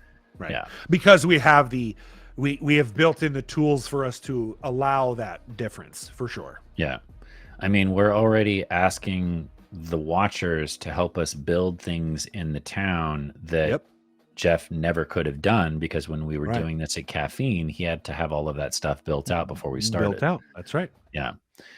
Thank you so much, watchers. Like, I really had a lot of fun tonight. I really appreciated all of your guys' input. I was telling Ron this. I was like, I don't know how this is going to go. Yeah. Like, we might build something and just be like, yeah, we're never going to use that. We're never going to use that because it's too weird. Was terrible. It was horrible. But what came out was so good. Yeah. Yeah. I really liked the creativity. I like thinking outside of the box, and I love the fact that you guys are so willing to jump in on this creative process, because this is what it takes. This is what it takes to build this show, what we want to do. But also, like, if you're at home and you're thinking, oh man, I don't know how I'm going to ever be a DM as good as this person, or I don't know how I'm gonna, make sure that my friends have a good time. And I'm telling you, man, this is it. What we're doing right here, right now with you. Absolutely. Yeah, this is it. This is what you need to do. That's right. Find somebody to bounce your ideas off of, or in this case, find several hundred people to bounce your ideas off of. Yeah. Absolutely. So, and we're going to do this again. So May 4th, Ed Greenwood, tune in for sure for that. We'll be here. Maybe we'll even get Morgan or some other people on the chat as well, or in the stream as well, to talk to Ed, and we can play some fun games afterwards. Maybe we'll do something sci-fi since it's May the 4th. This has been great. We still need to wrap the show. So I don't think I have the list of... I do. I'm going to send it to you right now. I've got it. I'm going to send it to you here. The questions, by the way, were...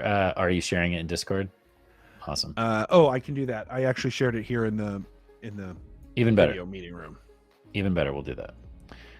The questions that you guys had on Patreon and Discord were fantastic. If we did not get to your question, or if we did not answer it to the detail that you wanted, what I would recommend you do is save that question and post it again when we get closer to May 4th, because we will be doing this again on May 4th. Obviously, we'll have Ed Greenwood. Obviously, we'll be doing other things, but please don't think that I don't want anybody to feel like they got left out. And you can also just ask us again in Discord or on Patreon, and we can answer it there as well. Absolutely. Cool. All right. As always, this show and all of our shows on the Dungeon Run are made possible due to the generous donations of our patrons. And at a certain tier, you get your name read by us at the end as a thank you. And typically we do so in the style of an improv game of some sort. So tonight, Jared, would you like to do Force of Evil or Force of Good? I'll roll. You want to roll on it? Yeah. You want odds or evens? I'll take evens. Okay, so evens is force of evil, and odds is force of good. And you're taking evens? I guess I'll just roll. Yeah, just roll. So you chose evens. I got 5, so I got odd. So I think that should be that. Well, we can do these together, can't we? Well, sure, if you want to. Yeah, absolutely, Yeah, of course. Let's just tag team them. Okay. So then we'll start with force of evil or force of good? Let's start with force of. Let's start with force of evil. We always start with force of good. Let's start with force of evil. Yeah, we always start with force of evil. We are putting force of evil on a priority right now. All right, so our reading for tonight's names comes from Dan Smith. Thank you, Dan Smith. Someone filling in their yearly tax return. Which is a very evil thing, for sure. Yeah. By the way, Morgan chose these for us and sent them to us while he's not watching the second half, so he's not even going to get to see this. All right. So someone filling out their taxes, their yearly tax return. Okay. Hold on, I got to get an idea. All right, I'm sorry. Corbin Plade is my name. My name is Corbin Plade. Yes, Mr. Plade. I was looking over your tax returns, and I noticed that you had a few strange write-offs on here. I saw that you're going to a school, but it's a school that I've never heard of. It's I'm a student of Grimm. Yeah, I'm a student of the Grimm School. What do you study there exactly? Well, mostly stories about death. We study, you're just generally studying how difficult and hard the world is. So it's just I'm a student of Grimm. Is that a state school? Are you getting any financial I would aid? say that's an international school for sure. Oh, an international school. Okay, so maybe online or something along. Yeah. Okay. Oh, yeah. It's definitely online. Mostly online. So I don't know if that fits into our write-offs, but I'll make a special note of that. And I think I'm nuts. I'm nuts. My taxes are driving me nuts. That's why I think I'm nuts. Well, that's why you hired me, right? I mean, that's true. That's my job, is to calm those nerves and make sure that that is definitely why I came to you. Yeah, the tax attorney who's down to clown. That's our name, down to clown, down to clown and associates, tax and associates, tax attorneys at law. Yeah. What we like to do is we like to put a fun into finding all of these interesting little write-offs, and we like to turn it into an interesting game. And if you end up beats the wanting to pull my hair out. So I'm down to play a game. Let's do it. Okay. So I'm going to look into some of these write-offs that you have, and I noticed that you have a write-off for a large business dinner at the restaurant known as That's Wild Man. Is that a chain restaurant? It actually, I don't know if it's a chain per se. I'd have to look up that, but I know what I can tell you is that they feed very, very. All of their meat comes from wild animals. Oh, I see. Yeah. But it does say something here about some fizzing ooze drinks. I don't. Oh, yeah, that's the ooze booze. The ooze booze. Yeah, it's like a whole ritual. It's like ouzo. Yeah. But, I've had ouzo before. The you like ouzo, don't you? I do like ouzo. Yeah, you should I try have a bottle ouzo. actually right here in the corner of this room. Yeah. So they at That's Wild Man, they have a specific brand. It's called Lincoln Break. That's the ooze booze. Yeah, that's the ooze booze. It's called Lincoln Break. Yeah. I noticed that you spent over $3,000 on ooze booze at this particular dinner. Well, just so you know, you actually can't write off alcoholic drinks as a part of the business dinner. Just the food can be written off. It's a new law that they just passed this.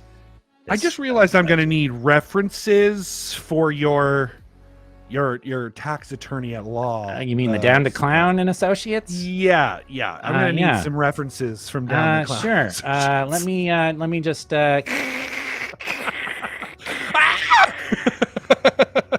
Yay! Well done. That was like six. That was 6 names, and I think that took us longer to get to those 6 names than it did. Yeah. I mean, well, because we were giving it a little bit of some Just, scene work there. We were chewing on scenery. yeah. My favorite vegetable, scenery.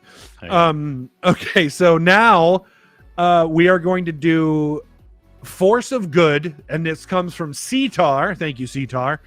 Reading the cocktail menu at a trendy bar. Oh, we were just talking about that.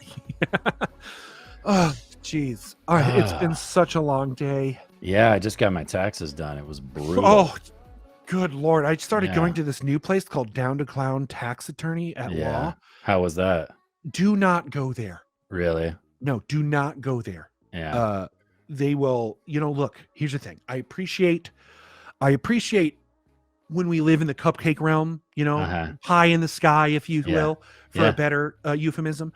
The Gold family attorneys at law are they're willing to allow you and fudge a little bit to save some money on your taxes, That makes sense. I mean, you want to go to somebody that's willing to break some barriers, right.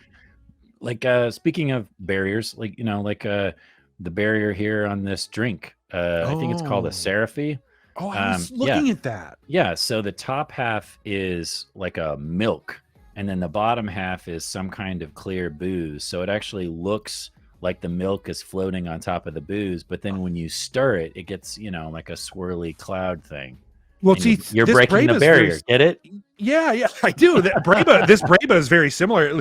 They say you mix an egg white in it like real fast, and so it gets foamy, and then as you fill it up and pour liquid into it, that foam lifts out of the glass and maintains its shape. Oh, that's nice.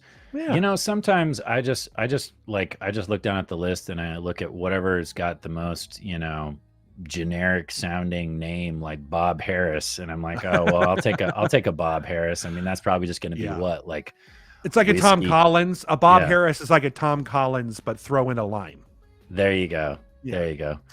And a little bit of bitters. And I can't say that I never drink the girly drinks, but every once in a while I have to have a Just Jules. I'm telling you, have you had Just Jules before? I've had a Just with Jules the sugar on the rim. Are you kidding and me? It's Are kinda, you kidding me? I know. And here's the thing: it tastes kind of like Crystal Pepsi.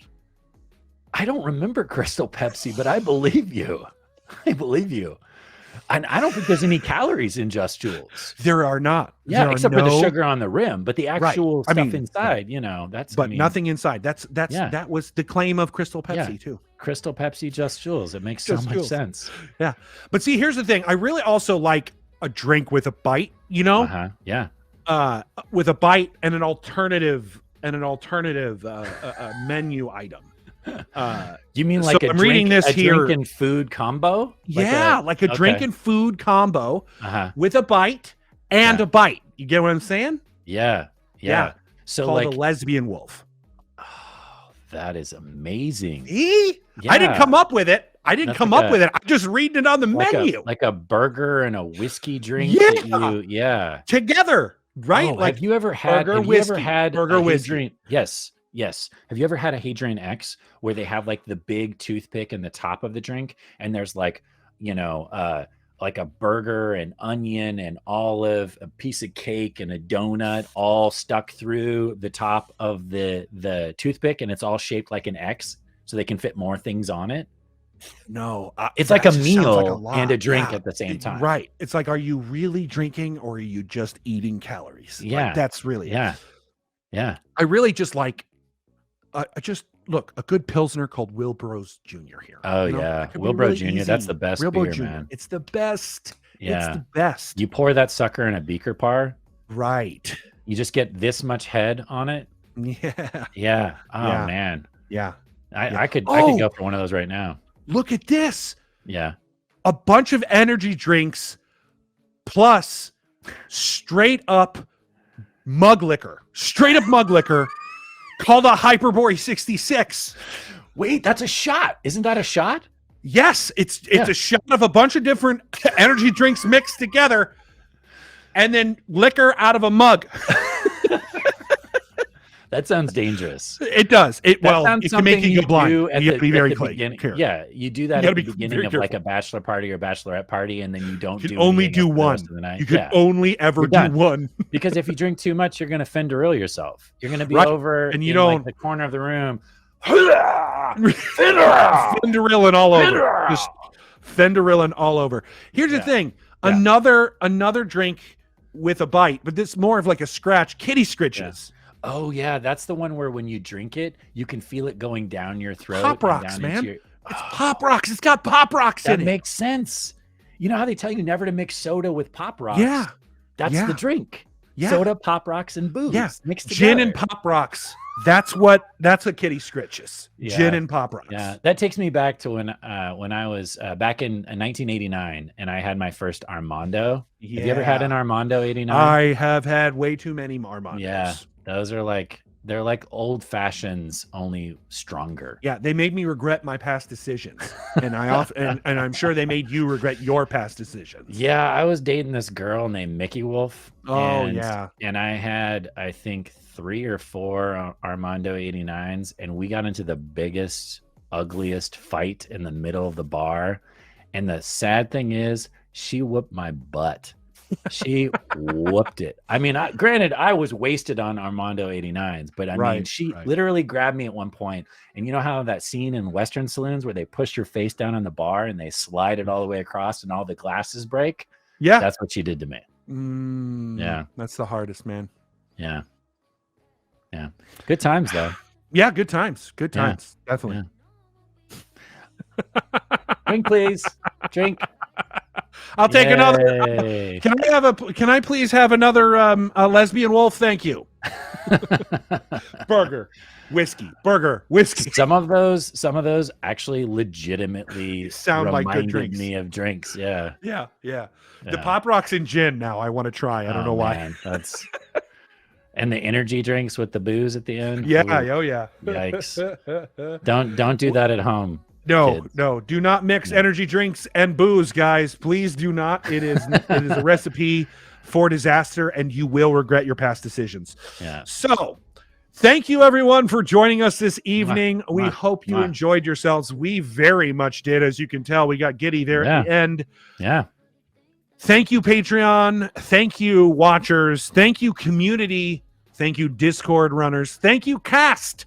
Morgan, Jessica, Katie. Thank you, Jared, as always. And thank you, Sean. Thank you, Sean, very much. Thank you, Sean. The man behind the magic. Apparently, he was having some fun tonight, so that's good. Always good to see Sean enjoying himself. Yeah. And as always, we will see you next time here on the Dungeon Run next Wednesday, 6 p.m. PST, for the next episode of Fortune and Fate. I'm Ron Ogden. I'm Jarred Kjack. And remember, humankind, be both. Mwah!